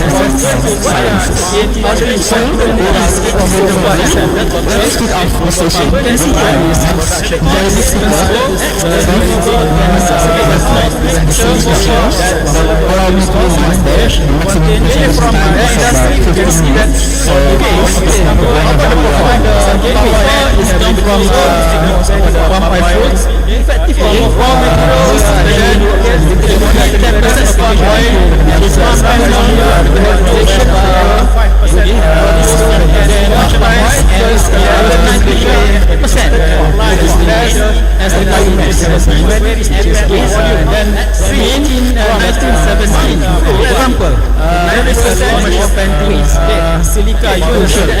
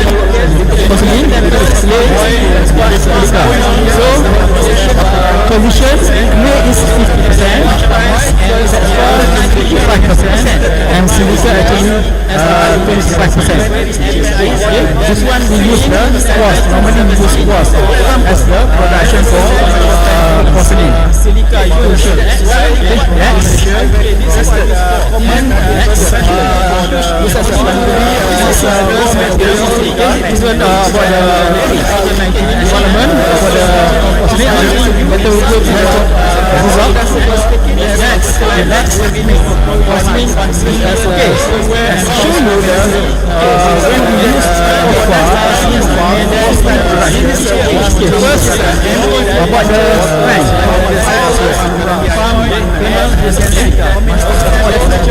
Okay, about the strength. Without copper, here. But after we replace silica, commercial silica with the copper, okay, the strength is increased. Also with the bulk density, because for ceramic materials, we need to study about the density. Without silica, without copper, just around 2.3, and after we add on, okay, with the copper, we can increase the bulk density by using the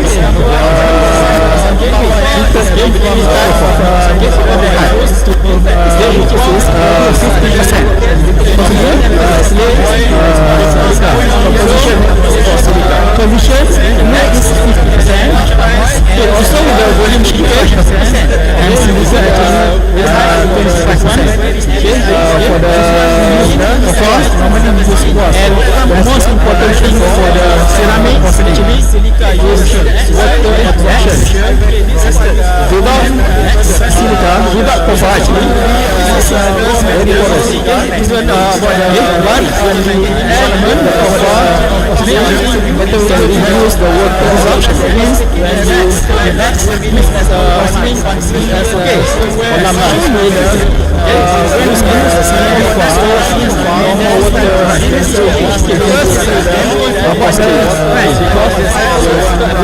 very low. Okay, about the strength. Next, without trying to show you copper, here, after we replace silica, commercial silica with the copper, okay, the strength is increased. Also with the bulk density, because ceramic materials, we need to study about the density. Without copper, silica, without copper, just around 2.3,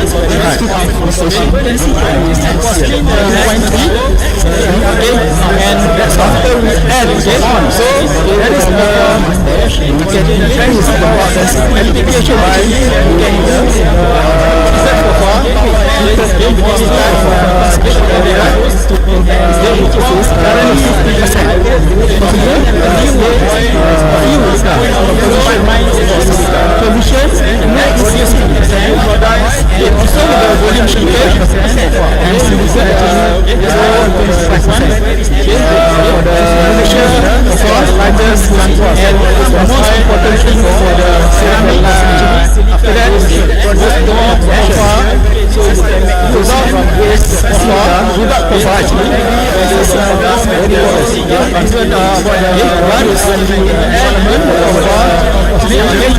That's all. Big applause to our great speaker. What a wonderful presentation for our speaker. And personally, this is a very interesting research on material physics, because the main points that I understand about your presentation is focus on the utilization of palm oil residues or POVA to create a new type of porcelain or ceramic that was proved to be more durable and less porous. So we could have a new kind of ceramic that also relatively economically lower than ordinary ceramic, that has more strength to it, so it was more durable and it absorbed water more or less, like that.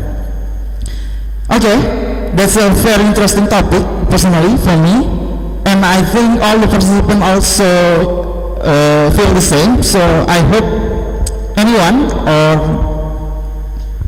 okay, please, Mr. Hanifan Sangiat, state your question.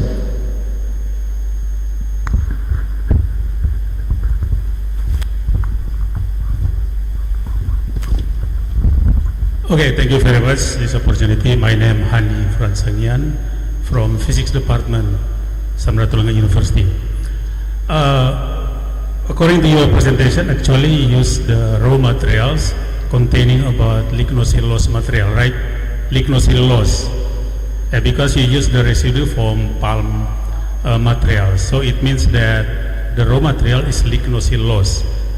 Yeah, lignocellulose contains the carbon, oxygen, and hydrogen. There are some technology, I think, that you skip the presentation because according to the structure of lignocellulose, as I mentioned previously, that it contains the carbon, oxygen, and hydrogen. How you replace this carbon with the silicon, because the silica based on the silicon? This is the first question. And the second, what's the comparison, the cost productions this silica produced from the residue of the palm oil industry and the silica from the conventional materials, like the sands and the clay. Okay, that's all my question. Thank you very much. Okay, thank you very much for the question. Okay, actually, for the first question about how to produce silica from this residue, actually is that I mentioned just a little bit just now, which is from calcination with and then we do the acid treatment. Okay, that one is I just mentioned very light just now. It's not go to detail how to produce that silica. So that means from POFA we do the treatment on that one through the calcination, from the acid treatment, and from acid actually they can reduce the carbon inside. Okay, that's why we need to do a few things, okay, to that POFA to make sure that we can get higher content of silica. That we have done. That's why we can get from SRF data, we can up to 93% of silica content in POFA. That is my our teams did lah. Okay, about the cost, actually we buy for their labs. Okay, maybe we can say high for the pure silica. Okay, and to produce the silica from labs also, because we need the current to do the calcination, and we need acid to buy acid. More or less in labs we can see that not much different, okay, with cost. Okay, not much different cost. We buy the commercial cost and do calculation on what we consume energy, and also about the acid and so on. Okay, but if we can make it in for production, maybe we can consider about that things lah. Okay, maybe for calcination, maybe we can use again palm kernels and so on. We can burn it again to make sure to calcine their waste. Okay, because we need to calcine first. Okay. Okay, thank you for your return from our speaker. Mr. Hani, are you satisfied with? Okay, thank you. Okay, unfortunately, due to time constraint, we also have to conclude our presentation with Dr. Muhammad Zaki. Thank you, Dr. Muhammad Zaki, for that insightful sharing of knowledge and presentation. And I'm Mahendra Nugraha, proclaim my biggest gratitude to the participation. Until we meet again, stay curious and have a great day.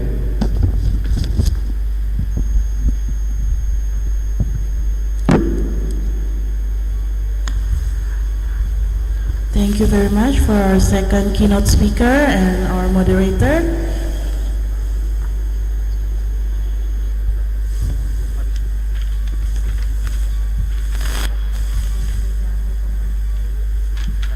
I would like to invite to our third moderator, Mr. Glani M.J. Mangindaan, PhD.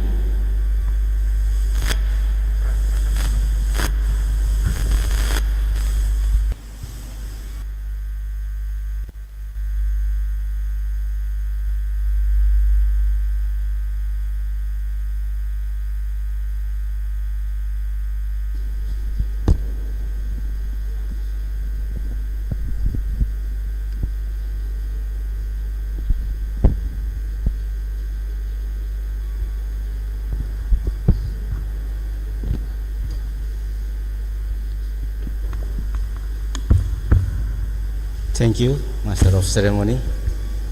Ladies and gentlemen, distinguished guests, esteemed panelists, all participants, good morning. It is my honor to welcome you all to this conference as a moderator in third session. We have an esteemed panelist of expert who will share his insight and engage in the thought-provoking discussion with the title Development of Chromosensor for Medical Applications, Advancement in Gas and Taste Sensoring Utilizing Artificial Intelligence. Please welcome to the stage Professor Engineer Kuatriana.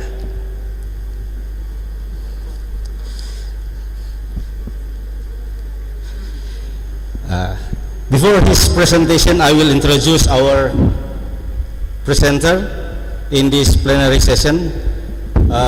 Professor Kuatriana has research interest in physics materials, electronic nose, and electronic tongue. Currently, he is Dean Faculty of Mathematics and Natural Sciences, Universitas Gajah Mada.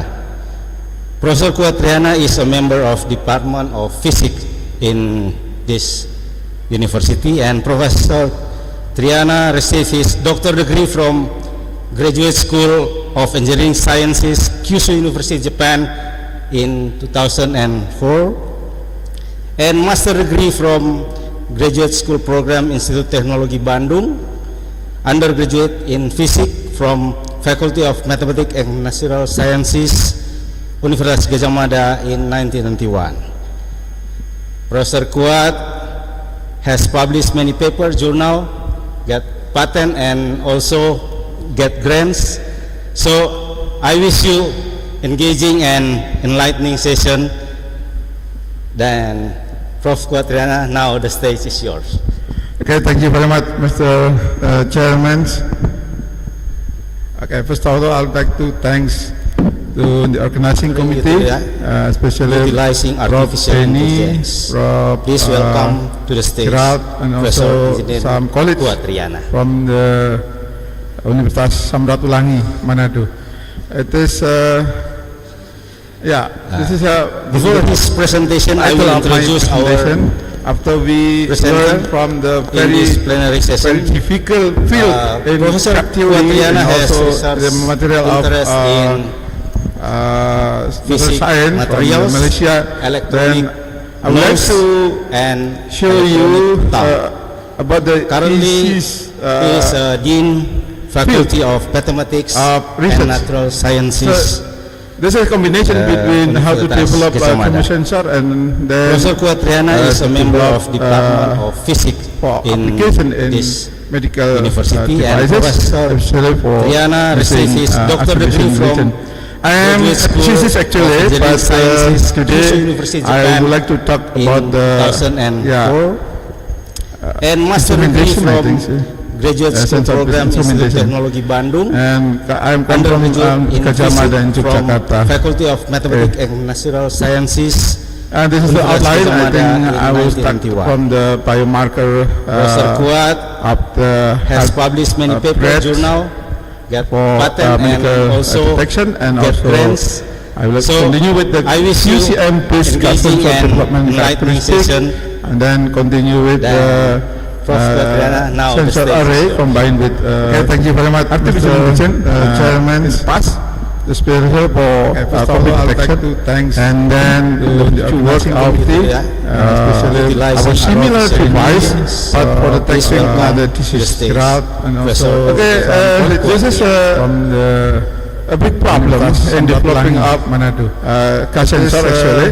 This is related to the high selectivity presentation. I will introduce low selectivity. After we develop the high selectivity of the sensor, it means that we can use a single sensor for quantitative measurement and Malaysia, then but actually it's very very difficult. Show you why? Because a lot of molecules and it is impossible for us to detect one by one. So with a pair of this is a combination very explain how to develop.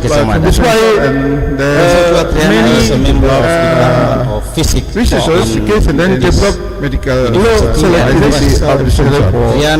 That's why by using the I am non-selective actually, but I would like to talk about to make a qualitative analysis, qualitative measurement that will be combined with the artificial intelligence and facilities from possible for us to develop such instruments. And this is the outline for example from the biomarkers. We know that the most commercial products of the sensor or even in development in some laboratory and also I will continue with the QCM sensors and then continue with I start from this paper. Thank you very much. Develop the sensors with high selectivity. For example, in my current research, how to detect our similar ammonias, then we can use the sensor for detecting a big hypothesis in developing up sensor develop sensor for accessory. This presentation I will measure the external event. Then we can use isolated use a single sensor for quantitative measurement. It is a challenge of developing sensors, but actually it's very difficult. Show you why? Because I thought our review paper related to the mechanism of the pair or this is combination very strong. That's why the many develop sensors high selective and develop especially for low selectivity of the sensor.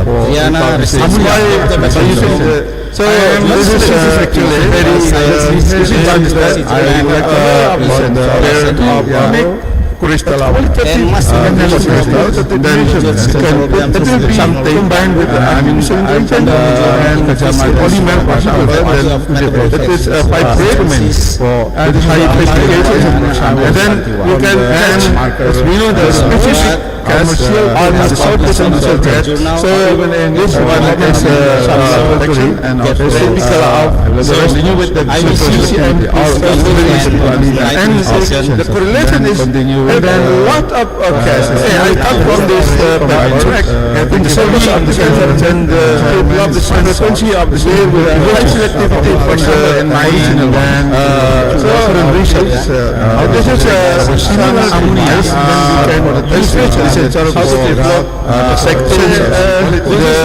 when you visit my lab and development of instrument for developing this presentation I want by measure the external event commercial ones and you want to measure the characteristics of the sensor to also develop the measurement system quantitative measurement it's a challenge of developing size but before you it's very difficult because our and review paper a lot of mechanisms mechanism of the that's why I continue in the presentation high selective and develop this one is for multi this is actually similar but we should understand crystal material that can be used for some material of the and polymer and time we publish and then we can use the specific so even in this sensitivity is still very low and very low so but then another the correlation is and what of I thought this also the selectivity of the sensor and by the frequency of polymer in this case for polymer we use the polymer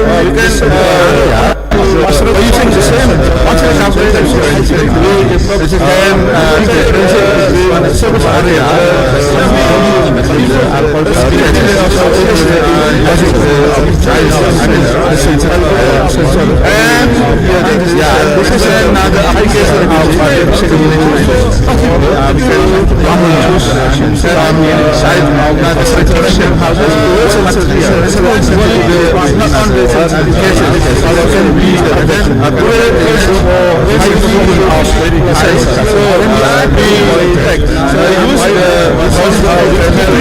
example when we use it for machine learning application, we realize that sensor means high performance.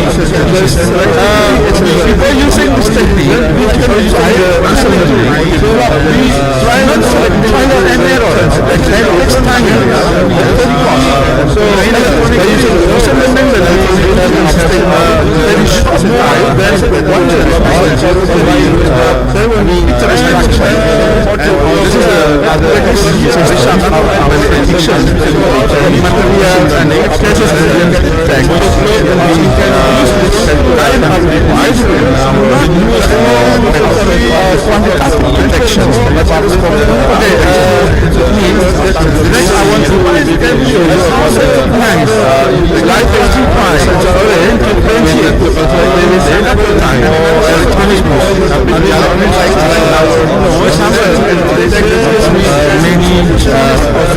objects.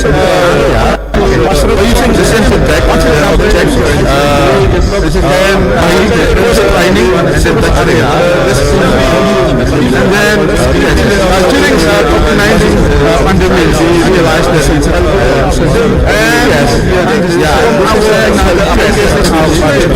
single one. It is a very complex question. So it is a simple just only using one case. So you sensor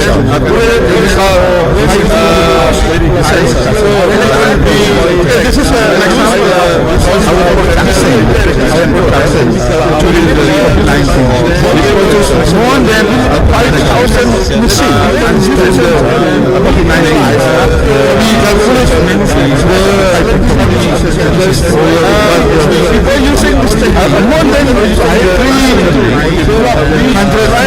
million errors. Next time for by using machine learning, very short time, then one this is another example of our prediction. Materials and cases text. We can use this kind of device not use quantitative detection. Okay, an example of our process in those framing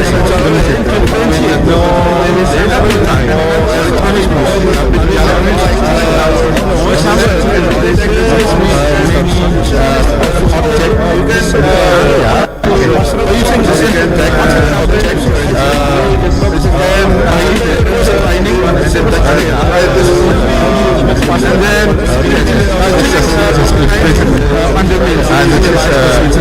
condition when our government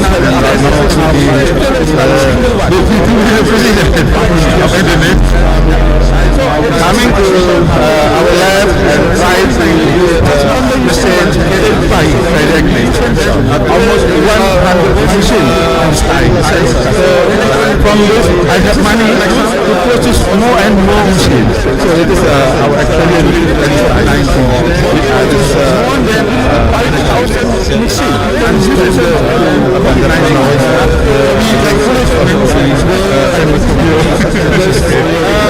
by using this technique, more than 300 million errors. Next time for this prediction.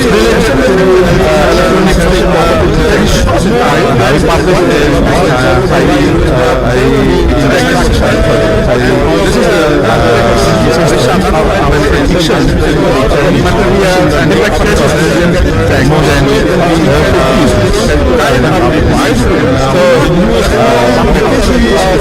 than detection. An example of just making instruments is not published. Climate use the instrument to measure something that we can publish. We use the, of course, it is not they are not sensor because the sensor is not selectivity. And then we and there are a lot of problem in the system, the environment, but we still have accuracy of more than 95%. Then we publish also another papers coming to the lab and try to have message dealing with not only two devices, we combine with 1,000 devices. From this, I have money to purchase many places, in the train station, in the airport, in the hospital, in the university. When we collect, when we try, so a lot of partition of the data can be collected. We still have accuracy of more than 95%. Out of the 90 million,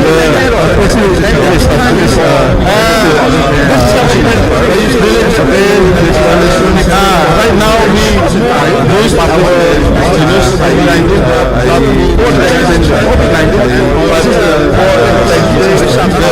neonatal sepsis and infection of more than sample for detection is detection. Hopefully we will have another intelligent machine and this machine can be used for detecting sepsis. Of course, there's another one. This moment they are profiling hospital. The sensor is selecting pneumonia or infection lung. This is in summary.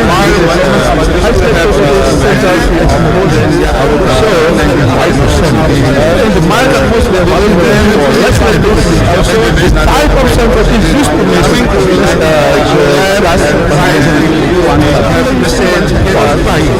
dealing with the customer also low selectivity. We still use I have money very powerful many sensors information and sensor combined the hospital artificial intelligence called the electronic to recognize a lot of position and can be I think this is our my more than and I young later from 90 million to China to do some research with very not expensive, I think. Yeah, because most of the machine is developed in laboratory. Thank you very much for your kind attention. Thank you very much, Professor Quadriana. Are there any questions from participant or participant from the Zoom can send the question in chat room? Yeah, like Professor Zaki, we can discuss maybe after lunch. Yes, because this presentation is very interesting because from the material, basic and theory, and then make the product and continue the research about the product. And also the business. Yes. Yeah. And I want to give a lecture this afternoon about how to make a business from our research. Okay.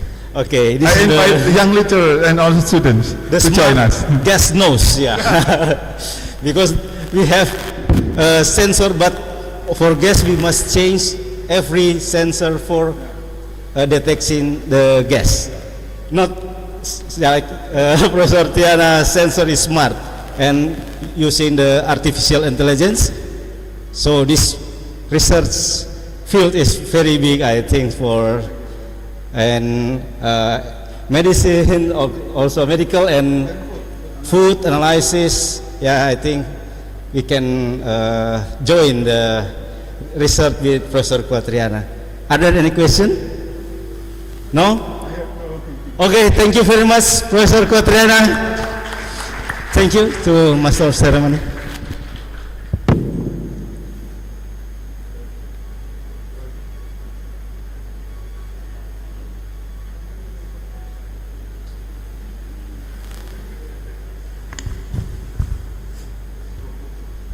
Thank you for our third keynote speaker and also our moderator. We arrived to our fourth plenary session. I would like to invite Dr. Maureen Kumaunang, SSE, MSE, as our fourth moderator.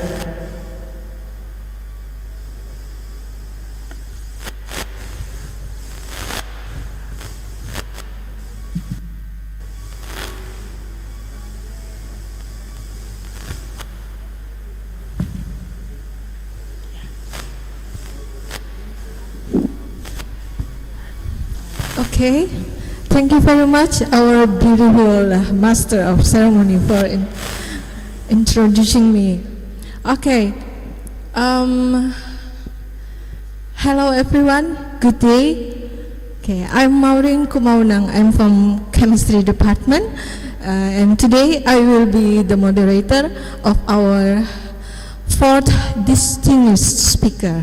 Please welcome Professor Dr. Sutawat Benjakur. Let's big applause for him. Okay. Sawadika, Ajan. Sawadikap. Okay, it's a great honor for us to have you as a speaker in our Icon Smart 2023. So, before we proceed with his presentation, let me introduce Professor Sutawat Benjakur. Okay. Professor Sutawat Benjakur is a professor of food science and technology at the International Center of Excellence in Seafood Chemistry, ICE SSI, and he is the lecturer of Faculty of Agro-Industry, Prince of Songkhla University, PSU, Hat Yai, Songkhla, Thailand. He received his PhD in Food Science and Technology from Oregon State University, USA in 1997. Actually, I was just graduate my BSc at that year. Okay, under the support from the Fulbright Scholarship. He has focused his research on food science and technology. His major fields of interest are seafood quality as well as the valorization of fish processing byproducts. Moreover, he has emphasized his research in the utilization of seafood processing byproducts via conversion to value-added products, especially functional ingredients or nutraceuticals. Within approximately 25 years of his career path, he has been named as several prestigious award recipients. For the last part, I will also inform you all that Professor Sutawat Benjakur has been listed as top 1% by Clarified Analytics for most cited documents for 8 consecutive years. His publication and his research is almost or more than 1,000 research, right? Okay, and his H index is 100. Actually, from Google or ResearchGate, you get H index more than 120. Okay, and citation is higher than 41,500 times. Okay, now Professor, it's the time for you to present your presentation. Yeah, thank you. Okay. Thank you so much, Dr. Noreen, for invitation. Now is you hear me? Yeah, this one here. Okay. All right. So first of all, I would like to thank Dr. Noreen for inviting me, and also thank Organizing Committee for inviting me to join this conference to deliver my talk. So my talk today is hydrolyzed collagen from fish skin with emphasis on quality improvement and nutraceutical properties. His research in the utilization of seafood has been a very income generator for Thailand and also Indonesia because both countries have a lot of cost. And during the processing, you can see a number of the leftover are generated, consuming around 50 of his 60%, career but today I'm going to focus path, on he has skin. been named as Next. several prestigious And awards. actually, this fish skin have been recipients. produced as snack, The like last this for one the maybe be last- familiar in Singapore and but Malaysia not, is very popular. sorry. Salted eggs For the skin last part, is very I delicious, will but also quite inform expensive, you but all very that delicious. Professor though. Sutawat Yeah, next. Banjagul has been And listed to as increase the value top of those skins, 1% so the industry by also pay Clarified attention on the Analytics for to most produce cited hydrolyzed collagen and documents peptide. for 8 consecutive And what is collagen? years. Collagen is protein. Actually, they His consist of the three publication triple alpha and chain his without each research other. is And each of almost them have more than about 1,000 daltons or 200,000. Okay. And every his third position you're going to have glycine index here, every third position is except the 100, 14 resin from actually N-terminal from and Google 10 or resin from ResearchGate. C-terminal. And they also You contain get it's we call more imino, it's than mean like proline and 120. hexaproline. And Okay. you can see And that citation hexaproline is a is higher unique than amino acid in collagen. You cannot find any 41,500 hexaproline times. anywhere in the world Okay. except collagen. Next. Now, Professor, And it's the source of the time collagen, we can for you produce to present collagen from your, skin, from scales, from wool, or even presentation. from bladders. Thank you.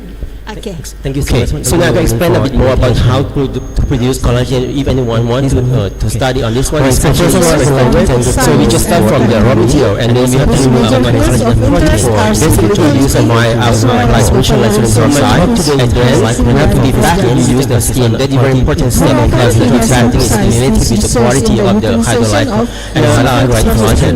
And we start from the skin of skin mineralization, and then start extraction using acid. And during the solution, basically use a number of using very acid, they have something around 14, so normally and today I'm going to focus on later how fixing can help increase the value of the collagen. And later we present like a social out to Singapore, and then dialysis and it's all operation when I was like a 40% to avoid denaturation. That is delicious though. Yeah. And this is how the increase the value of those gains. Actually, consider the collagen also pay attention together with the hydrolyte. And what happens is when you add pepsin here, and what is collagen comes from region actually and anchors together. And once it's collagen proves it's easy to reach by acid that might have more than about 1,000 daltons or 200,000. You can see from here. And LMPS for air sample I used here with the marine fish or char, and fresh water from C-terminal.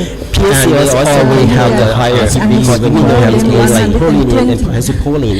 And when we take a look at the person pattern using PCM page, we can see from here that you can find any seabass skin and seabass bladders. You can see from the standard the source of the condition for producing collagen for non-using. You can see that it consists of the 2 chain and one of chain. So that can include that this belongs to Taiwan collagen.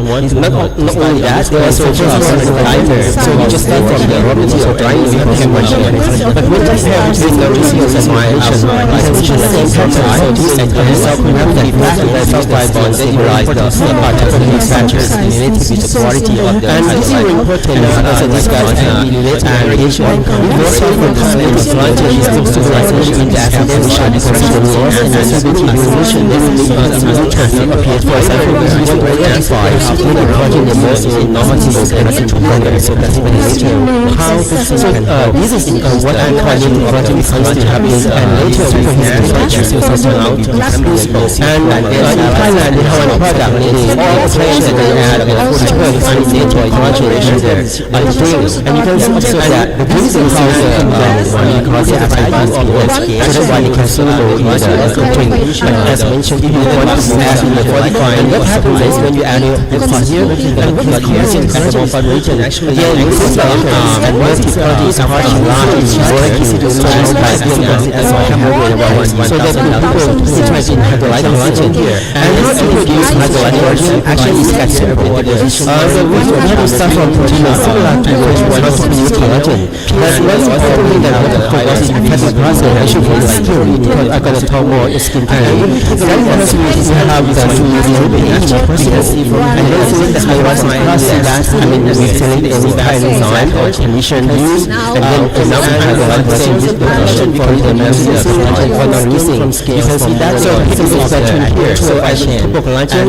when you want it out illustration how that is going to have Taiwan collagen and bring that in bonding on that there is also and you present from the process of drying in Taiwan here but when you have time around our parties which is and this collaboration have participant manufacturers coordinate with the quality of the and this is like to see that this is what the US radiation and reactor or reactor and this is what the radiation appears for example this is a legal government of my study because we have a lot of this is what I'm calling project to happen and factors about because actually and highlight the project and first action there even by process and using the application and why to supervise as mentioned before and for that what happens when you add here and what is using that for example actually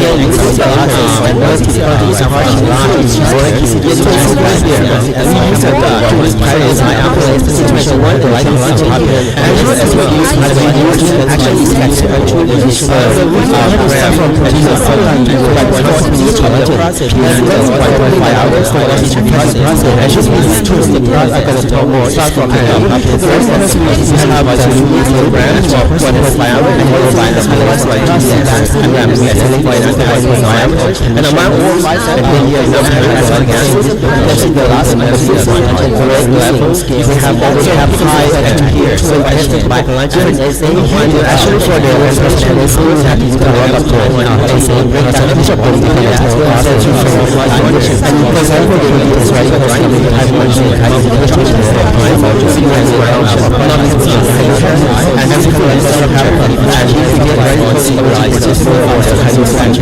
and also grab and among the US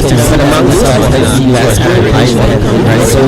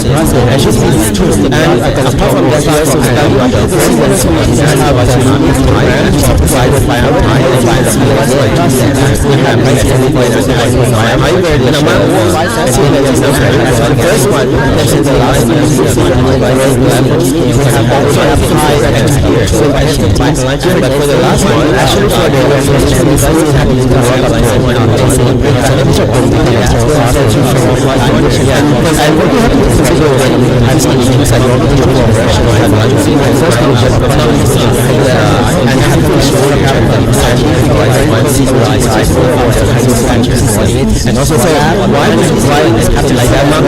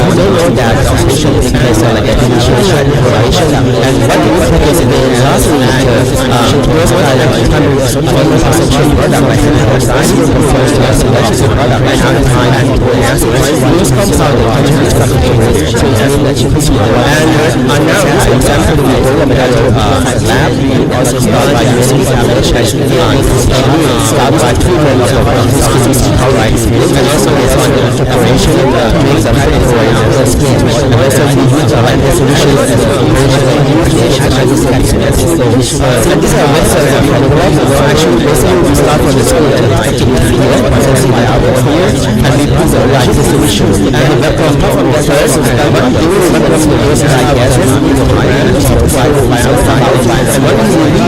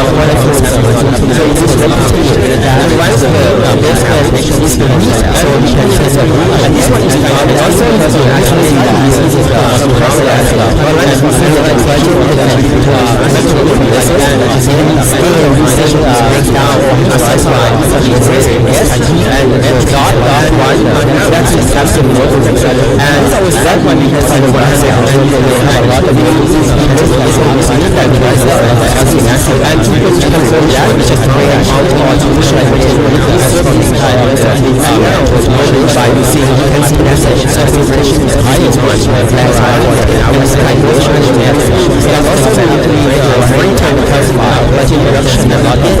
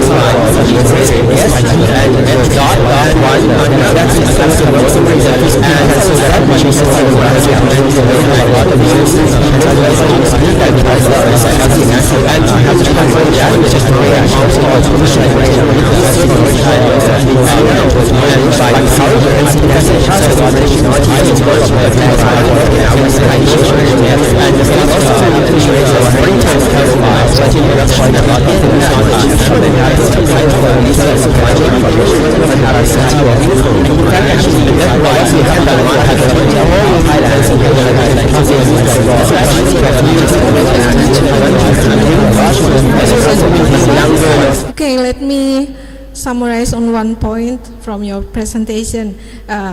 We can convert the parts of marine resources that usually labeled as waste products can be converted to high value added products. Okay, now we move to the discussion part. So if any of the audience want to give question, please. Okay, 1, 2. Okay, we have limited time, so I'm really sorry. We only have 2 questions for Professor. Okay, the first, please, Prof. Ineke. Okay.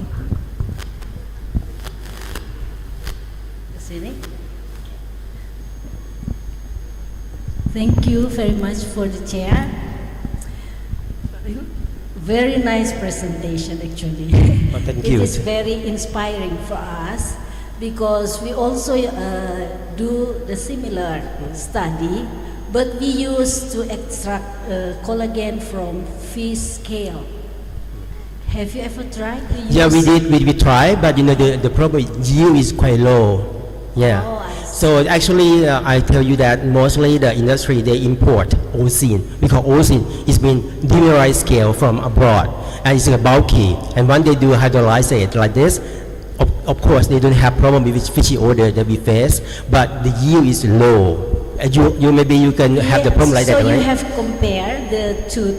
No, we don't want sources? because we also published already for that one, but yield is quite low, so that's why it's not like attractive for the industry. Yes. Yeah, the so that quality is not yeah, like the one from fish skin, but we have tried to use it to use a Vistar mouse to try to explore the diabetes. Yes, and it works. Yeah. Okay. The second question: what acid you use to extract the collagen? And normally the commonly is acetic acid. Acetic acid. Yeah, it's a commonly, but you can use citric acid as well. But the common one is acetic acid, but because the cheap price as well. Yeah. How about the other, for example, organic acid? Have Okay. you ever tried? Which one? Organic acid? Yes. You can use like acetic acid or organic acid, citric acid also that one. But phosphoric acid somebody used, but among all they found that acetic acid is the best one, and also the reasonable price. That's why the acetic acid. You can see a lot of paper they use acetic acid. Yes. Thank you. And the last question: How is the price of your The price? very valuable collagen? Oh, actually, we have to consider. Actually, we license this kind. We do patent, and we have like a transfer technology to the company. But actually, there has several factors determine the price of the finished product. But I cannot remember. Sorry, but affordable, I think, because if we use a larger scale and we have our own raw material, I think it should be fine. Yeah.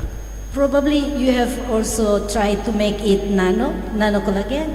Nano one. Now we have one project about dipeptide dipeptide, because this one is very important because of the competition in the world market.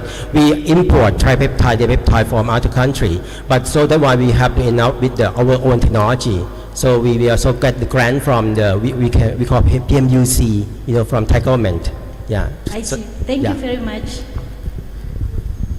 Thank you, Ajahn, for the answer to Prof.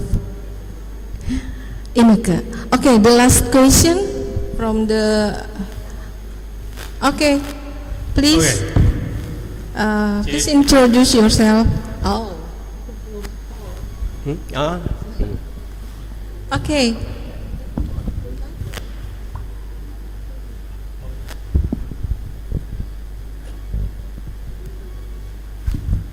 Okay, thank you for the opportunity. Now I want to let me introduce myself. And I am the Politics tutor from the Chemistry Study Program 2020. I want to asking about what is the most compound that responsible for the characteristic of hydrocollagen. Okay. Thank you. The good question, because if you use those kind skin as raw material, that you're gonna face the fishy odor all the time, and that's why we prove by extraction the fat, and we found that they have a rich in PUFA, and PUFA is prone to oxidation.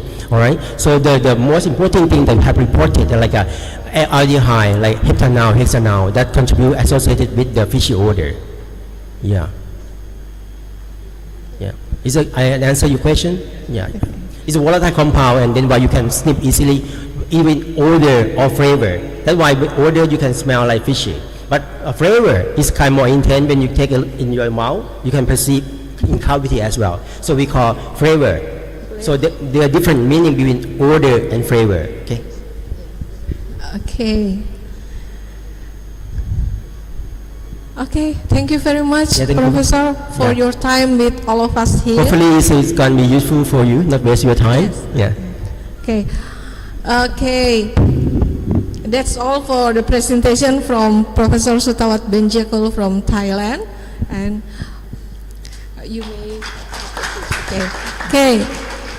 I give back the mic to Master of Ceremony. Thank you very much and enjoy the conference.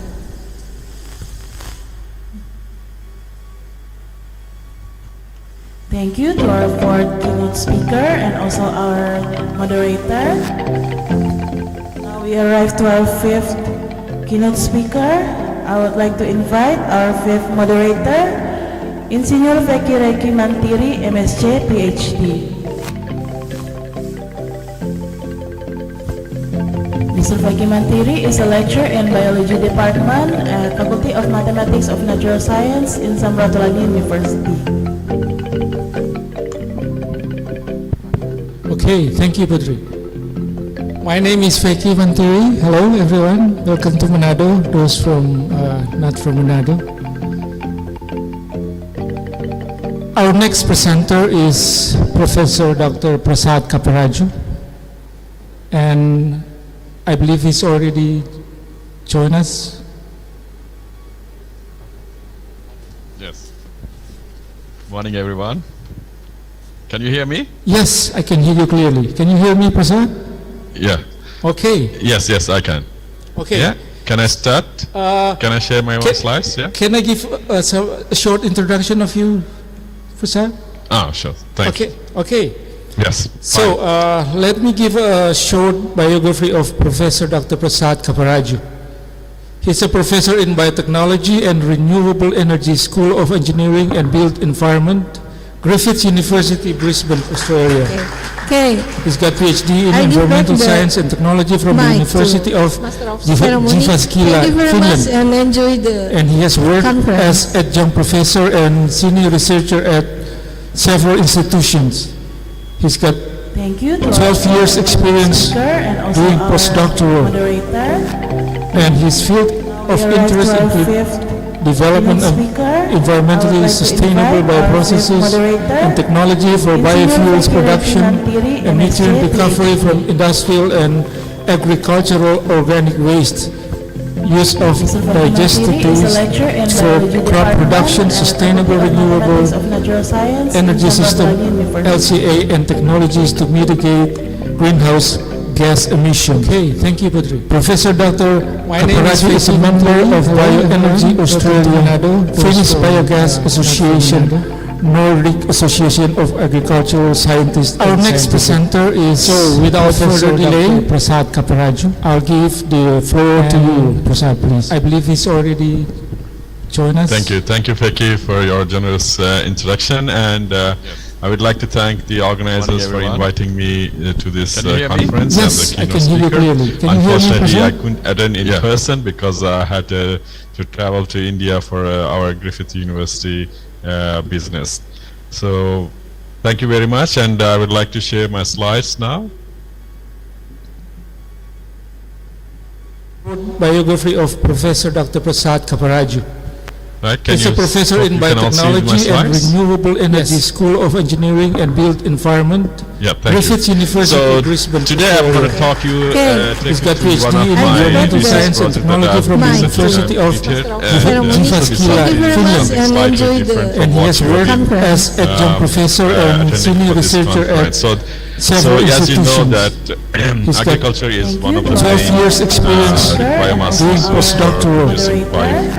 And his field of interest include development of environmentally sustainable bioprocesses and technology for biofuels production, emission recovery from industrial and agricultural organic waste, use of digestatives for crop production, sustainable renewable energy system, LCA, and technologies to mitigate greenhouse gas emission. Thank you, Padri. Professor Dr. Kaparaju is a member of Bioenergy Australia, Finnish Biogas Association, Nordic Association of Agricultural Scientists. Our next presenter is, so without further delay, Prasad Kaparaju. I'll give the floor to you, Prasad, please. I believe he's already sugar market, which joined is us. thank you for your generous introduction, and I would like to thank the organizers for inviting me to this conference as a keynote speaker.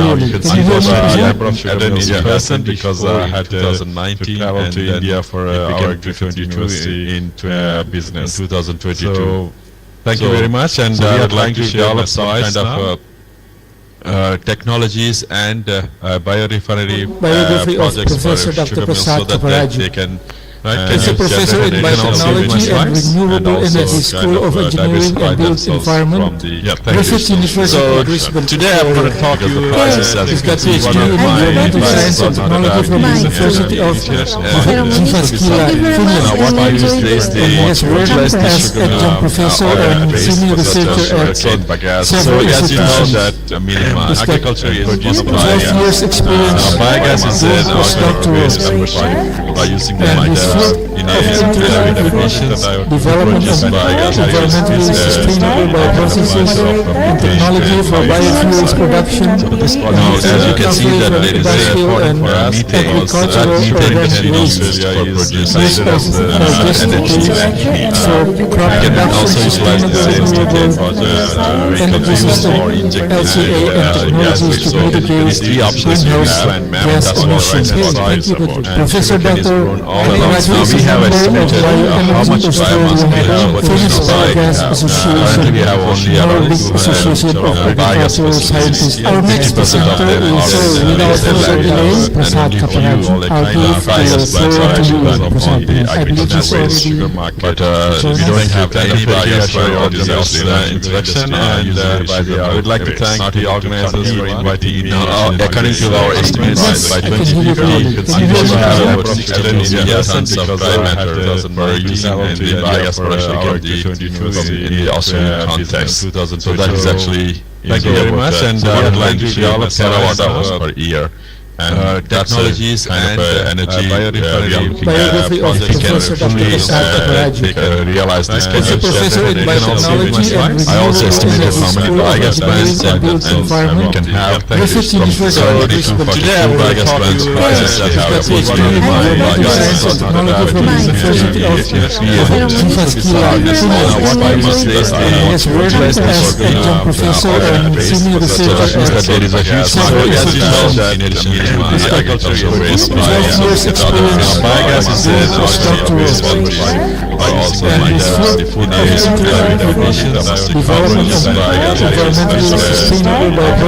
in this project I have stocks as you can see that before actually using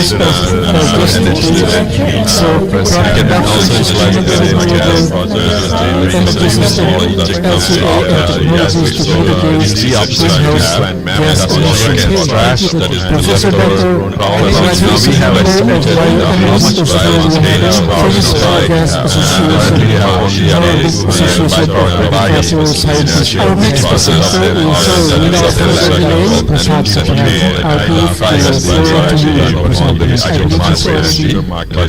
we don't have any biogas. We also consider the juice like according to our estimates by 2040 there's a lot of sugars out there, which is a very good feedstock for producing. That is actually thank you very much. In addition like that, we also try to use some other substrates energy biography of Professor because the sugar industry still basically realizes I also estimated from what biogas plants and high nitrogen from the facilities for biogas plants prices that have so in general, if you want to understand how the industry is there is a huge biogas is the food what you see in this you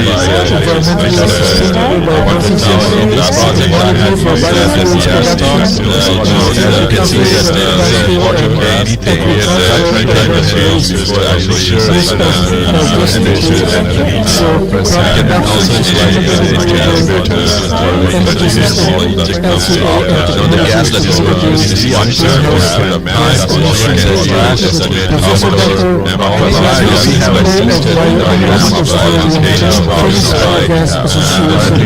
and then you can see the methane yields for the different substrates that we have tested, and you can, based on the amount of material you have added, you will see this the methane yields per cubic meter of methane per ton of fresh material, and the highest was coming from the evaporated sugar syrup, means that it is basically rich in sugars, so that means it is able to give you full potential.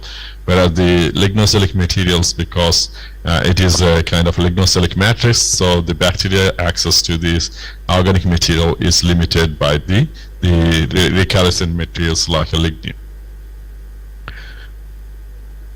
So using those methane potentials, you can then study the feasibility study.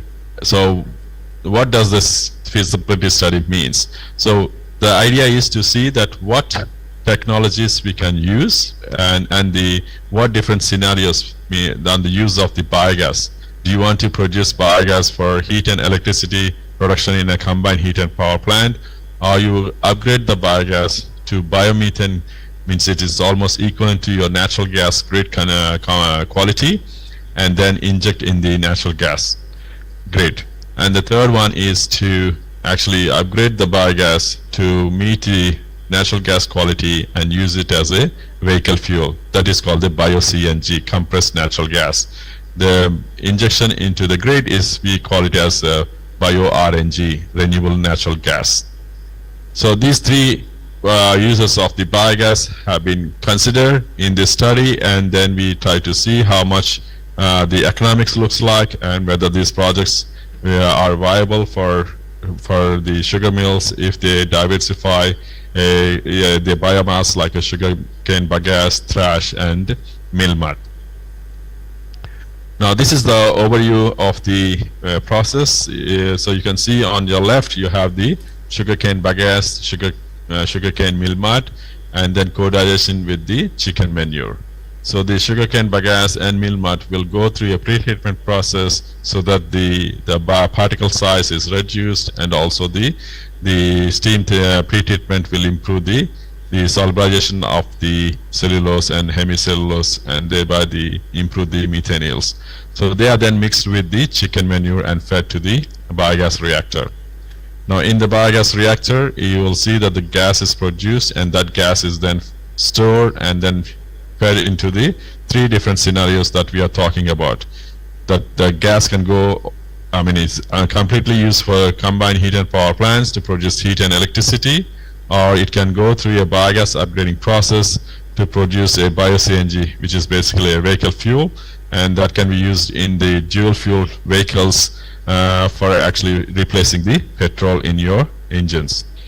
Or you can also upgrade that biogas to a bio-RNG, natural gas quality, and inject in the natural gas grid.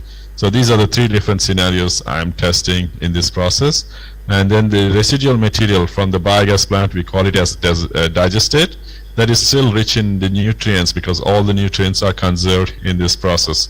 So you can then use it and recycle them back to the sugarcane cultivation. So this is a kind of a sustainable environmental technology where the carbon is recovered as a renewable gas, and then the nutrients are conserved and recycled as a organic fertilizer. So you will be self-sufficient in terms of energy and the nutrients. Now the first scenario here, you can see that the process, and I have done all the calculations from the engineering point of view, how much the materials are actually fed to the biogas plant every day, what are the sizes of the biogas plants, and how much the mass and energy balance you can see here. So every day you will feed about 151 tons of the feedstock, so it will be about 82 tons per day of mill mud, 55 tons per day of sugarcane bagasse, and then 14 tons per day of chicken manure. And you also need some water to make the solid contents to be below 10%. So that material is then fed into these three biogas reactors. There are about 6,000 cubic meters, and then the biogas that is produced is then sent to this storage tank plus the digestate tank where the digested material is stored. And I don't go to the details of this, but you can see the biogas is then fed to a combined heat and power plant, and then the electricity that is produced is then fed to the grid. And the digestate then goes for either separation into solid and liquid fraction, and then the liquid fraction goes into the front of the biogas plant to dilute the incoming feed. In the second scenario, where we are producing the vehicle fuel, you will see that the biogas is then upgraded and then used as a bio-CNG as a vehicle fuel. But you also need to have a small combined power plant to actually meet the own energy needs. So it means a part of the biogas is actually used for the operation of the biogas plant, and then the remaining biogas goes for the production of biomethane, either for vehicle fuel or for the grid injection. Now you can see that we also have the carbon dioxide in the biogas.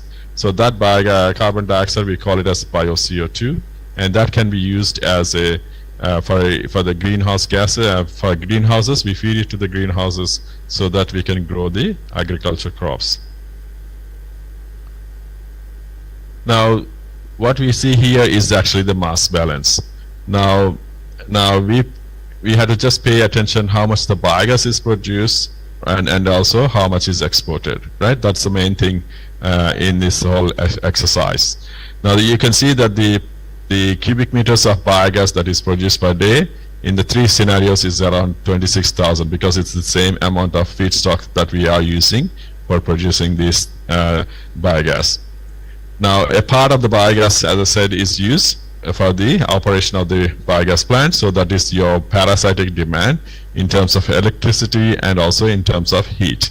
So that will be increasing with the increasing the technology. So for a combined heat and power plant, you only need 8,600 kilowatt hours per day, whereas for the other two scenarios, you need 15,000 kilowatt hours per day. Now, the amount of electricity that is exported to the grid is about 52,800 in kilowatt hours per day in the scenario 1, where that is the goal, to actually produce heat and electricity and export the surplus electricity. Whereas in the other two scenarios, because you are not, your goal is not to generate electricity, but your goal is to generate a vehicle fuel or feed it to the grid. So you will not have surplus electricity to feed it to the grid. So you will actually produce a what we call a vehicle fuel or feed it to the grid. So these are the assumptions for calculations. I'll skip that.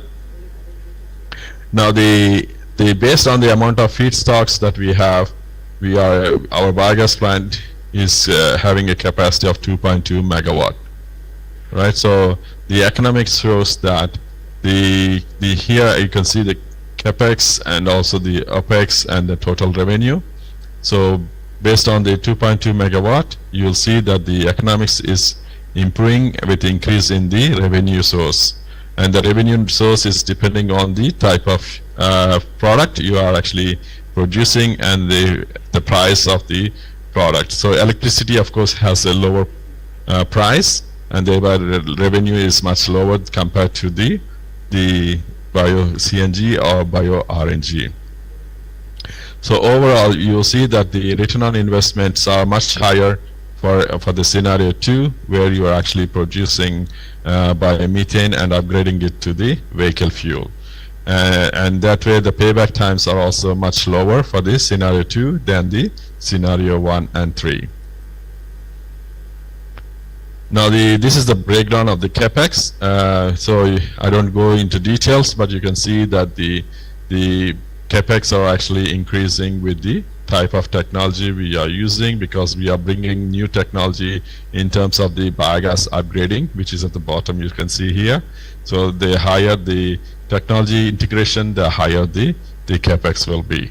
Otherwise, the basic biogas plants are basically around 12 to 15 million Australian dollars. Now, operation costs, they are looking more or less, but the scenario 2 it has higher OPEX than the scenario 1 and 3, and because the feedstock costs also more or less same, but there will be slight changes in the actually the treatments and also the gas injection operations, because they are outside or external to the plant operations, so you have to purchase those from the external contractors. Now this slide shows you the revenue background. So you can see that most of the revenue background is depend on the sale of your product, as I said. So now in Australia, we get a lot of carbon credits, because this is a carbon product that can abate the carbon or greenhouse gas emissions. So you will get a kind of Australian carbon credits units. So it's around $23 to $30 per ton of CO2. So the more the carbon credits you are accruing, the better the project's viability. So now electricity has much higher prices for the grid, because the industries in Australia have to pay a hefty price if they are purchasing the grid electricity. But in this scenario, we are actually using a part of the biogas or producing electricity for their own use, and we call it as a behind the meter, and that saves a lot of electricity costs for the operation of the biogas plant. So that way you are actually avoiding the purchase of the fossil fuel electricity, and thereby improve your revenues. And we did a kind of a sensitivity analysis because the 2.2 megawatt is coming around $20 million. So we need to understand what is the scale, the effect of scale of the capacities on the economics of the biogas plant. And as you can see, the return of investment actually increases with the increase in the scale of the technologies and also the feedstock gate fees. So the cheaper the feedstock or the larger the amount of feedstocks you are actually making an agreement with the supplier, the better the feedstock price, thereby the cost of the feedstock will also decrease. Now this is the guarantee government grants and the Q price. So, and if the carbon credits are increasing, of course your return on investment will increase. So all this we have taken into account and then try to see the scale of production. Now on the top you see the plant size 2.2, 4.5, 6.6, 8.8, and then you see as the plant size is increasing, the amount of biogas production is also increasing. And it's not actually so linear, but there will be a kind of a decreasing, increasing in the cost of plant capex will decrease with increasing the plant size. So we will see that with the plant size, the cost of electricity production will also decrease, or the cost of bio-CNG production will also decrease with the increase in the plant size. So you need to operate somewhere between 8 and 12 megawatt plant capacity in order to make a very good revenues for your biogas plants. And of course every project that we want to do is to decarbonize the agriculture industries and especially the sugar industry. So this project is kind of from the greenhouse gas emission abatement is a perfect project for the industries to actually reduce.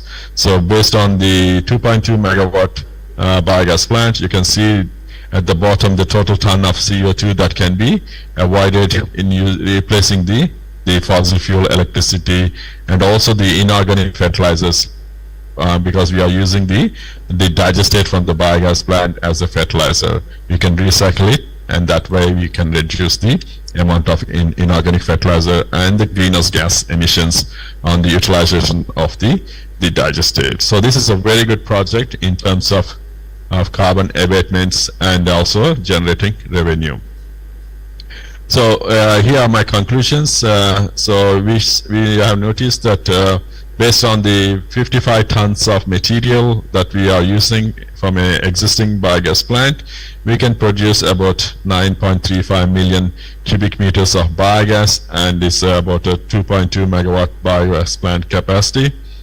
Now the financial analysis shows that the biogas plant's capex is about $20 to $24 million, depending on the type of biogas utilization.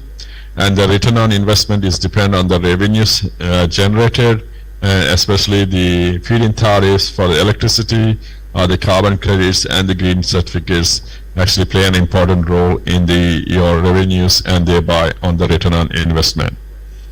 And if you internalize these environmental benefits based on the greenhouse gas abatements and including the carbon credits, your return on investments will be 4.5 for a combined heat and power plant, 10.6 for a bio-CNG project, or 6.7 for the bio-RNG when you inject the biogas to the natural gas grid. So with this, I would say that utilization of the agricultural waste, especially from the sugar industry, is a financially viable projects because you are not only utilizing the biogas for your own energy needs, but also decarbonizing the sugar industry and thereby reducing the greenhouse gas emissions from agriculture sector. Okay, thank you very much for your attention, and if there are any questions, I'm here to answer. Okay, thank you, Prasad, for the very interesting talk and inspiring ideas from your research. and I'm sure there are some questions from the audience that need to be asked. Please, we'll take 2 questions from the audience. Okay, first question from Dr. Hani Sangiat. Okay, thank you. Interesting research, Professor Prasad. Okay, you have explained that how to produce the methane derived from the biomass, especially the waste from the sugarcane industry, right? Okay, and you have explained that there are some steps. And if you internalize this environmental benefits based on the greenhouse gas abatements and including the carbon credits, your return on investments will be 4.5 for a combined heat and power plant, 10.6 for a bio-CNG project, or 6.7 for the bio-RNG when you inject the biogas to the natural gas grid. So with this, I would say that utilization of the agricultural waste, especially from the sugar industry, is a financially viable project because you are not only utilizing the biogas for your own energy needs, but also decarbonizing the sugar industry and thereby reducing the greenhouse gas emissions from agricultural sector. Okay, thank you very much for your attention. And if there are any questions, I'm here. Thank you very much. So I think that's a very good, legitimate question, and I need to explain a little bit more. So, so normally what you're seeing on the screen is also my pilot scale biogas plant. So if I explain this, then it's also a full scale plant explanation. So here are your 4 biogas reactors, the stainless steel reactors here, 1.2 cubic meters. So the gas that is produced will be stored in a storage tank here, the big white box, what you see on the left side. And that's about 20 cubic meter storage capacity. And then once the gas is full here, then I get an alarm saying that the gas is full. So then the gas will be then fed into this container behind this plant, and that is a 10 cubic meter per hour raw biogas upgrading unit. So the gas will be cleaned and upgraded by high pressure water scrubbing technology. Then the biomethane that is produced will be then fed into the compressor in the front of this reactor. You see here, there's a blue box here, that's a compressor. And then the compressed biogas is then pushed into these gas bottles and stored there. So this is for a bio-CNG technology. But in real life, you have these big biogas reactors, and then they will be feeding the biogas into a large biogas storage tank facilities. And there the gas is stored, and then on demand it will be fed into a combined heat and power plant or to a upgrading unit larger size than this, and then will be compressed and bottled. If it is a biomethane, which is it has to be injected into a grid, then it will be just fed into a natural gas grid. So you must locate your biogas plant very near to the natural gas grid so that you don't have to store it in your farm, the upgraded biomethane. You're just continuously feeding it to the natural gas. So this is how the real life works. So if it is a combined heat and power plant, they feed the combined heat and power plant continuously and generate the electricity, and the electricity is fed to the grid continuously. If it is a bio-CNG, then you are upgrading and cleaning the biogas, upgrading it, and then compressing it and bottle them like this, what you see on the screen. And the bottles will be then transported to the nearest dealer where you can sell the bottles, or you can send it to the industry which can use this biomethane for their gas requirements. And if it is a methane that is fed into the natural gas grid, so it is also fed continuously. Yeah, I hope you got some clarification. Okay, thank you. Okay, I think the question from Dr. Hani covers 2 or 3 questions, and because we are limited in time, I have to end this presentation by Professor Dr. Prasad Kaparaju. And Thank you very much for your continuous support for our And there the gas is international stored, conference. and then on demand it will joining be us for fed the into first a conference computer. part. Sorry, and I'm sorry that I was not able to be in person there. Than this Yeah, wishing you were here with us. Compressed and Okay, bottled. so why don't If we it is give a big round of biomethane, applause which is for Dr. Prasad it has to be Chaturanga. injected into a grid, then it will be just fed into a natural They gas stay grid. in So you must India, locate Prasad. your biogas plant very near to the natural gas Thank you grid very so much. that you don't have to Back to store you. it in your farm, the upgraded biomethane. Thank you for our fifth speaker, so our fifth moderator. I would like to invite our last keynote speaker. I would like to invite the last moderator, which is Mrs. Adelphia Papu, MSc, PhD.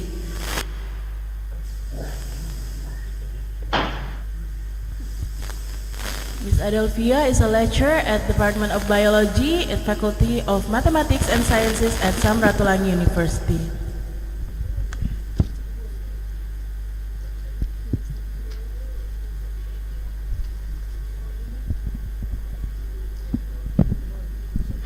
Okay, good afternoon, ladies and gentlemen. First of all, I will thank to our Master of Ceremony to introduce me. So, hello everyone, and especially of our respective guests. Welcome to this session. This is it's a great honor for me to standing here in the last session of our plenary speaker. So her name is Cara Layton. She's a marine biologist, and so this presentation is more related to biology, especially or particularly to evolutionary biology and sea slug, and it's also related to a chemical compound and also a taxonomic.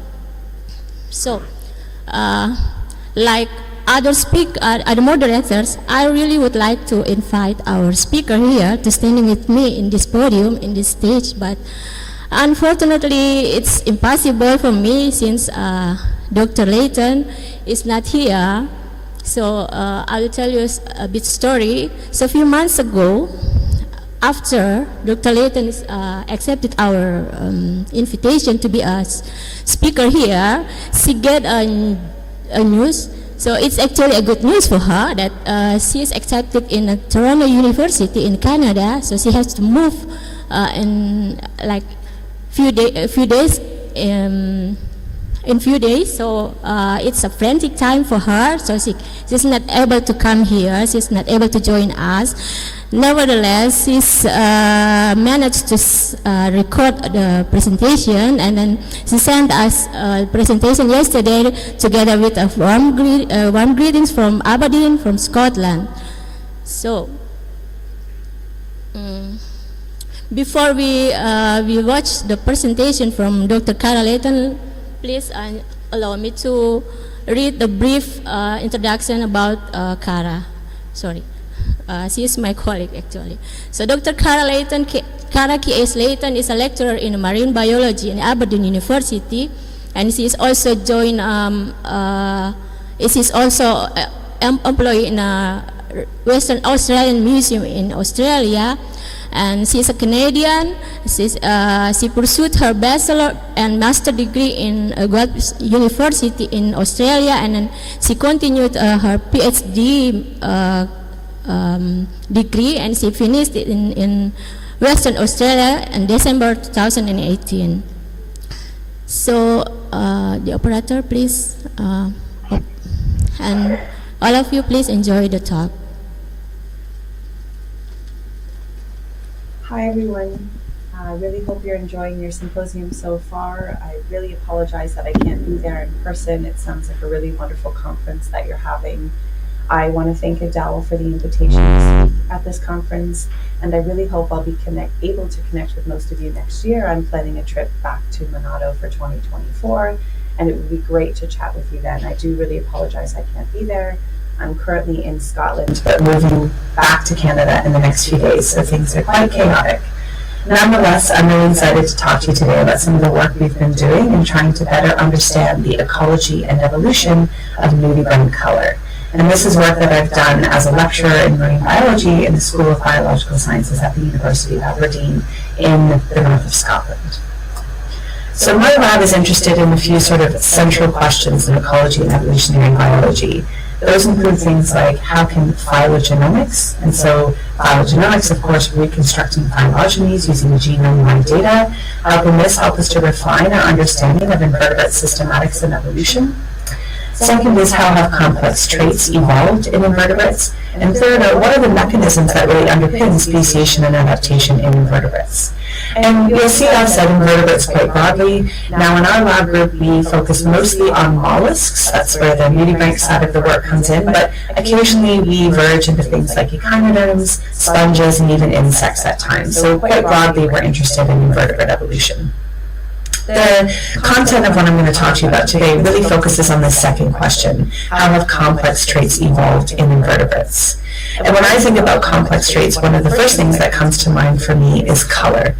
These are some wonderful examples of color in the marine environment. I'm sure many of you are familiar with these sorts of examples. They hail from the Indo-Pacific and these wonderfully diverse parts of our planet. And a lot of times this color is functioning for a number of different reasons. One of those is to deter predators and what's called anti-predator coloration. And there are really two mechanisms of anti-predator coloration. There's something called crypsis, or what we call camouflage, and then the second is called aposematism, or what's called warning coloration. Now these are very different mechanisms. Crypsis, or camouflage, is of course when an organism is trying to blend in to its background, trying to match its background, and aposematism is really the complete opposite. It's when an organism is really trying to stand out against its background. It's trying to be very brightly colored and use it as a warning signal to let its predators know that it's probably toxic or at the very least distasteful. Now, because I'm interested in color, and especially anti-predator coloration, nudibranchs are actually a wonderful system to be asking questions about the ecology and evolution of anti-predator coloration. So these are some wonderful examples of crypsis, or camouflage, in nudibranchs. Absolutely stunning. You can see here at the bottom, Bastanga, the red one. This is one that's actually called the red sponge slug. It looks almost identical to the red sponge in which it's found. And then we also have wonderful examples of aposematism, or warning coloration. This includes things like the chromadoris, which you see a lot around your reefs in Indonesia, and especially around Sulawesi. So I've been really excited about questions about nudibranch color for quite some time, but I'm not the only person. So there's been a group at the University of Queensland who's been quite interested in understanding more about color and nudibranchs for a number of years. This is work that's been led by Karen Cheney and her lab group members, including Ann Winters. And they've done a bunch of great work to really understand more about aposematism specifically. So some of their work here at the left, we can see that what they found is in the genus Chromadoris specifically. Chromadoris sequesters this very toxic compound called latrunculin in their mantle rim, in specialized glands in the rim. Although they do also sequester just a whole suite of chemical compounds from their prey. Secondly, what they found is that in species that are mimicking one another, these brightly colored and aposematic species, what they find is that chemical defenses are often unequal. It's not that they're equally chemically defended, which is quite interesting. And lastly, what Ann Winters has found is that in one species on the east coast of Australia, what we see is that part of the color pattern, specifically in this case the red spots, are really free to vary. They vary dramatically across the range, but actually it's the yellow mantle rim that appears to be most important to predators as the warning signal, which is quite interesting. Now, as I just mentioned in the second example, warning coloration is quite intimately linked to mimicry, and I'll talk about that more here. So what we know happens is that with warning coloration, often we see that this is exploited by mimetic species. So this is an example you can see across the top. This is a genus, and what we see are these really bright colors like reds and yellows, and often with black as well. Black is actually a really important warning signal. But what's interesting is that there's a second genus from a completely different family, in fact, so not that closely related from an evolutionary perspective, and they're actually mimicking the color pattern of these brightly colored and toxic species in this genus Dilophotes.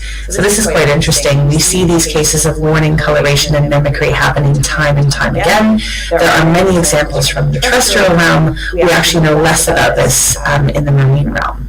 But it's not that we don't know anything. We do know a little bit. So if we think about mimicry and nudibranchs, these are some of the things we know specifically. Some of the work we've done, in fact, which I'm going to talk about in more detail in just a minute, is that we do definitely see mimicry among congenerics. So these are species of the same genus, and we've shown this in chromodores, which I'm going to talk about in a second. So we know that nudibranchs mimic other nudibranchs. We also know that other invertebrates, things like flatworms, mimic nudibranchs. And then we also know that conversely, nudibranchs then mimic other invertebrates. This is an example of a nudibranch mimicking a soft coral, for example. But there are many other examples. So again, I'm just trying to kind of send the message here that mimicry is quite often intimately linked with warning coloration. Now, because our group is really interested, again, in nudibranch color, we've been focused on two taxonomic groups specifically.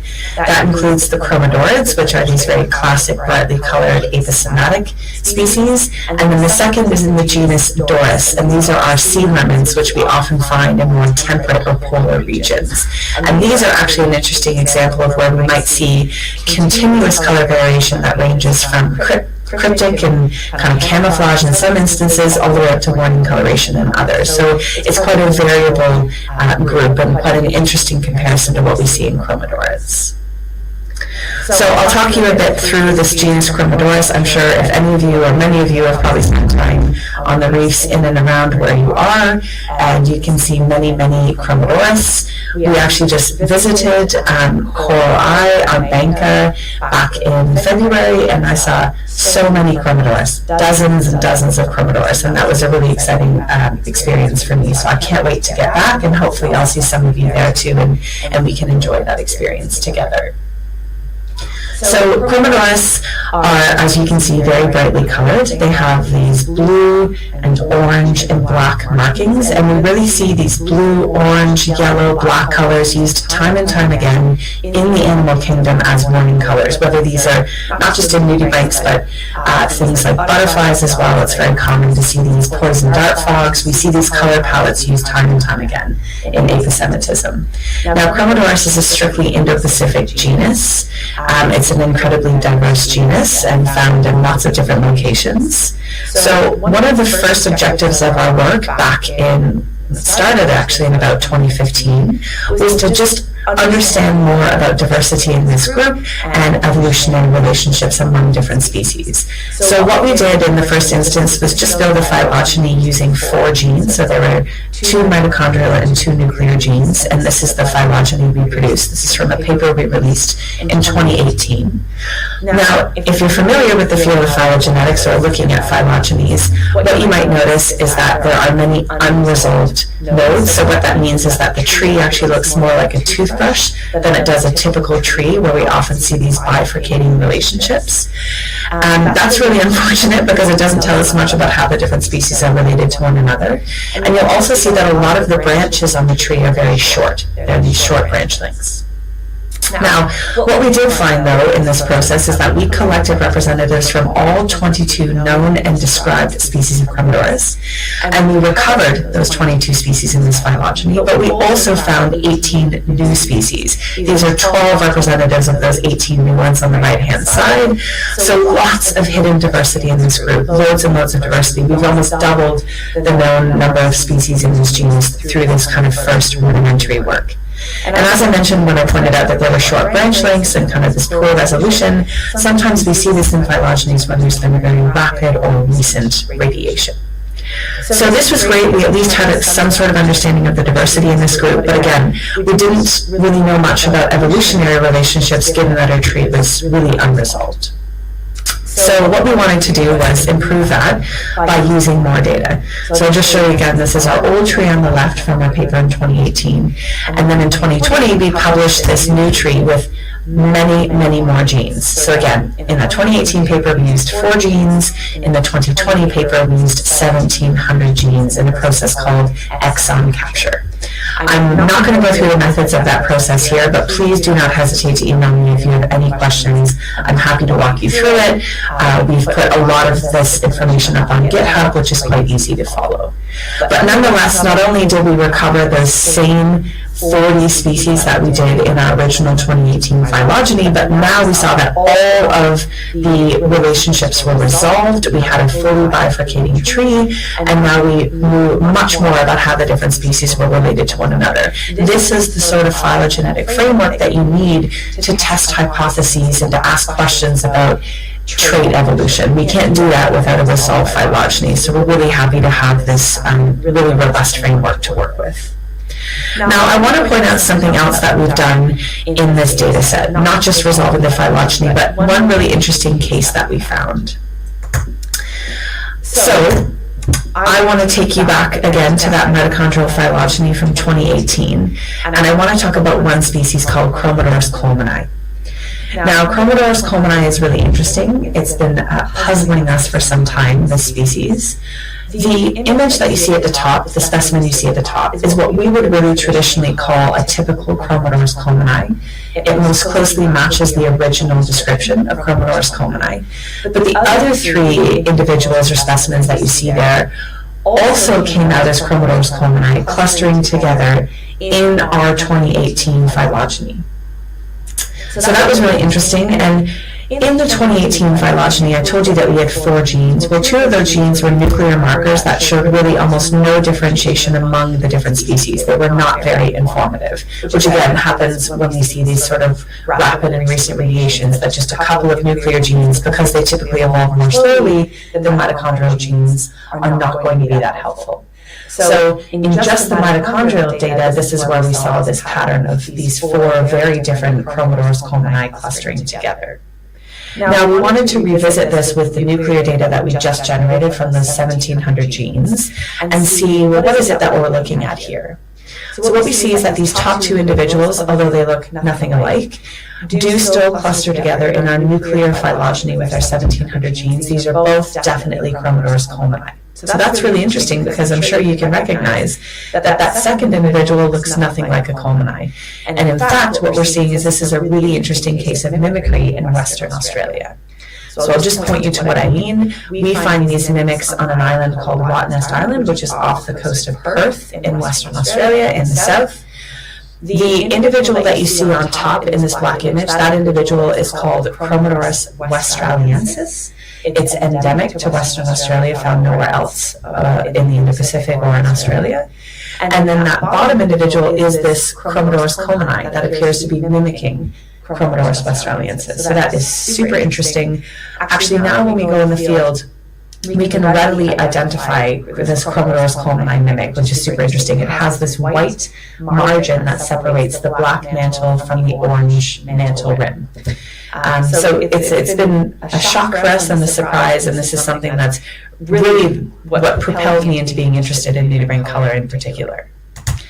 Now, what's happening with this other individual, though? What's interesting is its nuclear signal is not that of Chromodorus colmani, it's actually Chromodorus burni. So why would we see that we recover one species with mitochondrial data and another with nuclear data? Well, this sort of mitonuclear discordance is often caused by something called introgression. So this is from hybridization. So often what we see is that a colmani and burni will have hybridized at some point, and those hybrids are back crossing and mating with one of those parental species. Now, the concept of hybridization and integration is something that we know from lots of different animals, but we haven't thought much about it in the nudibranch world. It's not that it's not possible, it's just not something that's really been reported yet. But the reason why I think it could be quite a plausible scenario is that we often see multiple species, especially in the case of Chromodorus, on a single sponge. So these are 3 different species found on the same sponge. So we certainly find these individuals in these large kind of multi-species groupings, which would open up the opportunity for hybridization. And we've also just seen 2 different species of Chromodorus mating in the wild. Now, we always assumed, I guess, when seeing these, that this was some sort of mating barrier, whether that's pre or post-mating barrier, but it's possible that that just isn't happening, and that hybridization and integration are really occurring in nudibranchs more widely. Now, we've also, like I mentioned, the group at the University of Queensland, they've been quite interested in a lot of the visual and behavioral ecology and also the chemical ecology in this group. I've recently started collaborating with Karen, Mary, and their PhD student Whaley, who's finished her PhD last year, and they've done some really interesting work, again, on the latrunculin that's been found from Chromadoras specifically. So one thing Whaley has done is shown that, yes, the latrunculin is stored, like I mentioned, in these specialized glands in the mantle, which are called mantle dermal formations, and she's done a lot of nice work in her thesis on imaging these glands using next-generation imaging. And they've also looked at latrunculin concentrations across a number of different Chromadora species. And what I find particularly interesting is that at the very at the very right of this plot, you can see Chromadoras westraliensis, and you can see that the latrunculin concentration in this particular species is very high, but that if you look at Chromadoras colmani, almost smack in the middle there, we see it has no latrunculin, or at least that's what's been reported to date. And I find that super interesting.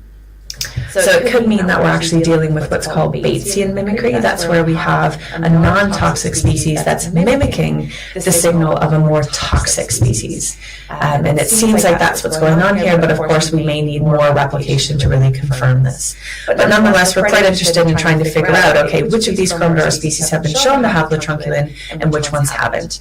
And I think that's quite an interesting question when thinking about the evolution of kind of chemical sequestration. Now, this is not the only interesting case of kind of warning coloration and mimicry in Chromadorids, in the family specifically. We actually have another example in the genus Felinida. This was work that was done by Vinicius Padula and his colleagues in 2016. This is work, again, that's just been done with mitochondrial data to show that if you look at Felinida benza there in the middle, what you're looking at, just to orient you, in black are the continents, and in white is the Atlantic Ocean. So you have Africa to your right, South America, and then North America to your left.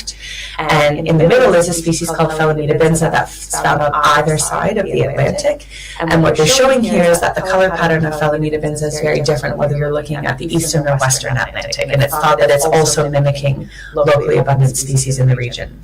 Now we've teamed up with Vinicius and we've generated this exon capture data, these 1,700 genes for these species, and we'll be publishing that work soon, so stay tuned. Now, I mentioned that we don't just work on Chromadorids, we also work on the genus Doris. So I'm going to talk about that for just a few minutes. We're really just starting this sort of work. These sea lemons are found here where I am in Scotland, but also in North America. I actually got excited about sea lemons when I was first a master's student in Canada, so I'm looking forward to kind of revisiting this really interesting group of organisms. So the species I've been looking at the last couple of years is called the European sea lemon, or Doris pseudoargus is the scientific name. As you can see from this kind of collage of pictures, it comes in a number of different color morphs, some that are more yellow or cream colored, some that are quite pink or quite mottled in color. So we're trying to understand how this color has come to be, and this is an example of what we call continuous color variation, which is different to what we see in something like Chromadoris, where it's much more discrete in terms of the color morphs. So I had a master's student during the pandemic where we, of course, couldn't really get in the field, but she was able to go onto iNaturalist and pull hundreds of images for the European sea lemon from across its range and try to figure out if there's some pattern in where these different color morphs are found. And what my student Brody found is that these color morphs that are outlined in yellow, so the yellow morph and this beige morph, are much more common in places like the United Kingdom, Ireland, and the north of France, whereas these red-colored morphs that have a lot of this, whether they're full kind of pink or red or just mottled with pink or red, they're much more common in Scandinavia, so places like Norway and Sweden, which is quite interesting. We also found that there might be some sort of depth partitioning going on here, such that in the intertidal areas, we can often find these on a really good low tide, right at the edge of low tide in a tidal pool. They're often the kind of yellow or cream-colored morphs, but then once you look in truly subtidal locations, we often kind of get more of the cream and into the sort of pinks and that. So there's also some sort of depth relationship going on here with color. One thing we haven't looked into yet, but I'm super interested in looking into, is ontogenetic change. And my interest in this has come from some of the literature on the Peisaster sea stars, so the purple sea stars. They occur on the west coast of North America, and they're a really interesting example of continuous color variation in the marine realm. So you can see a good smattering of the colors there on the left. They're everywhere from orange to red to brown to bright purple. There's a load of variation. There's been some evidence to suggest that there's certainly diet is playing a role in this, and whether they're predominantly mussel feeders or feeding on other things like barnacles in other regions. And definitely diet is playing a role in color here in the nudibranch systems as well. Of course, in addition to sequestering interesting chemicals, they're also sequestering pigments from their prey. So we know that diet is playing a role, but it's really how much. Again, I've kind of just tapped the surface with a lot of these stories, but what am I going to be working on for the next several years?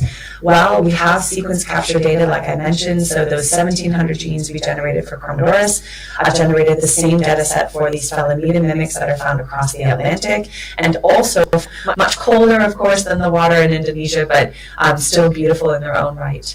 I want to thank Adele for the invitation to speak in your symposium. I'm really, really honored to be asked, and I sincerely apologize that I can't be there. I, again, really hope to connect with you next year.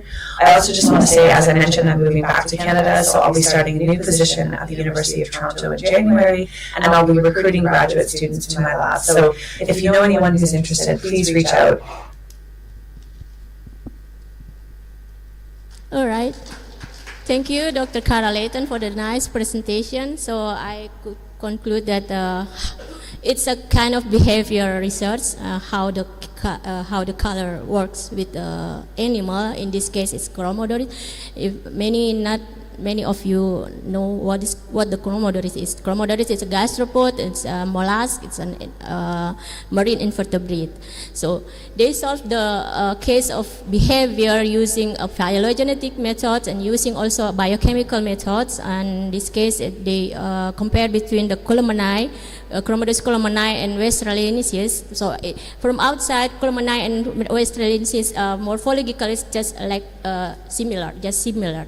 But using a phylogenetic tree, they are totally different, and from outside it's a kind of mimicking, it's a kind of aposematic, it's a kind of warning sign that to tell the predator that they are danger, they are toxin. But inside, who mimicking to whom? So in this case, Columani and Westraliensis, so we saw before the table that Columani has no latrunculin. Latrunculin is a chemical compound. So Columani has no latrunculin in their MDF, mantle dermal formation, while Westraliensis have a very high latrunculin. It means that Westraliensis is a very toxic animal. So in the conclusion, while her moving to Canada, she is also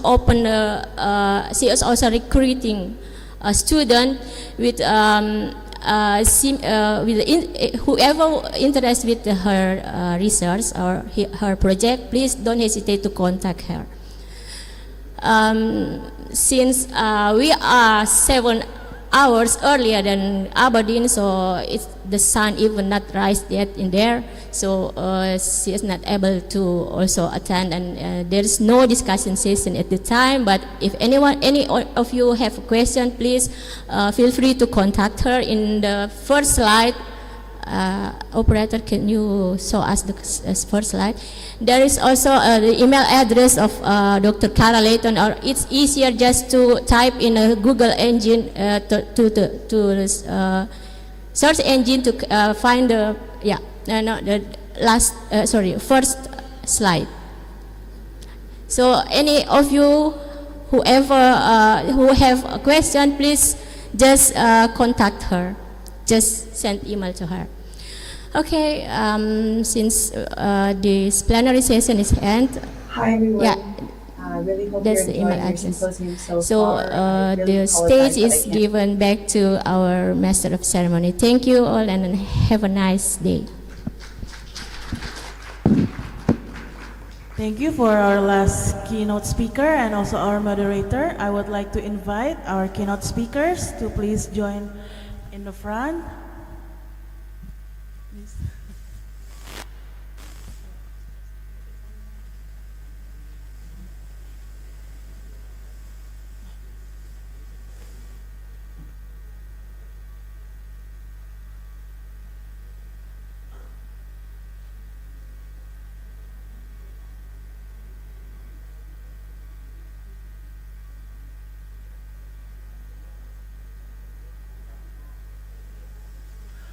We would like to give our first certificate to Professor Dr. Seiya Negami from Yokohama National University, Japan. I would like to invite also our Vice Dean,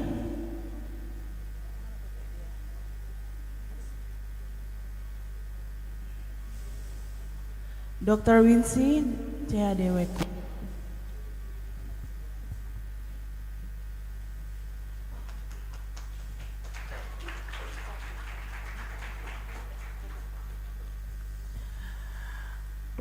Our Associate Professor, Dr. Muhammad Zaki from University Tun Hussein on Malaysia.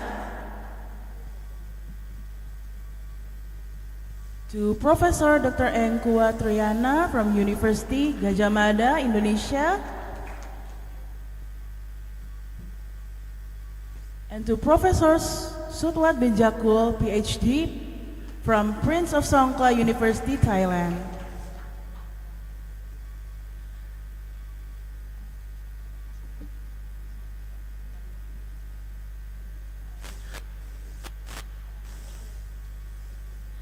Okay, now we have arrived to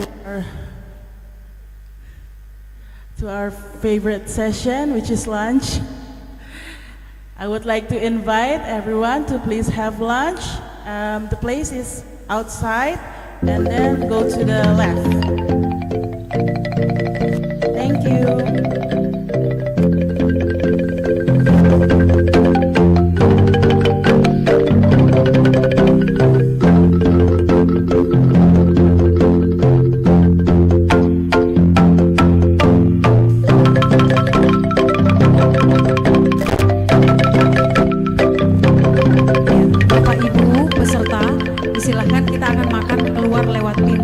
Ke samping kiri ke ruang B, dan kita tinggal punya waktu sekitar 25 menit untuk kemudian kembali ke sini melanjutkan materi. Dan bagi Bapak Ibu yang akan presentasi di paralel kelas, disilahkan menuju ke kelas masing-masing after lunch.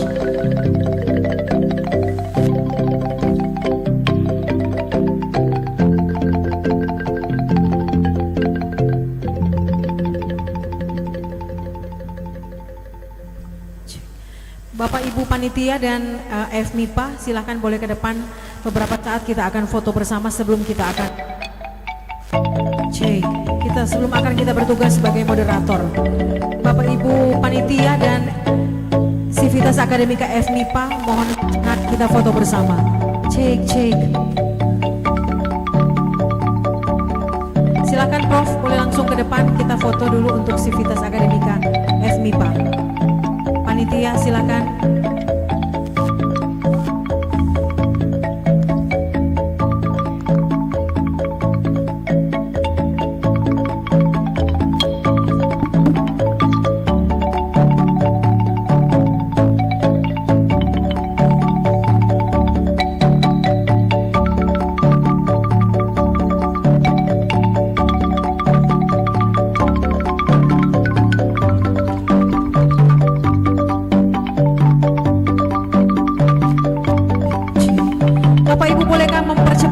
Sedikit karena kita harus melayani tamu-tamu di luar. Disilahkan, tolong dipercepat, kita akan bertugas. Silakan semua yang ada, tim IT, thank you guys. Sekarang foto session, tolong dipercepat. Minta tolong moderator foto agak betorang. Ner Henry, kita panggil akan teman-teman yang di luar guys ya. Senat minta tolong yang ada aja dulu, foto-foto aja nanti yang lain bergabung.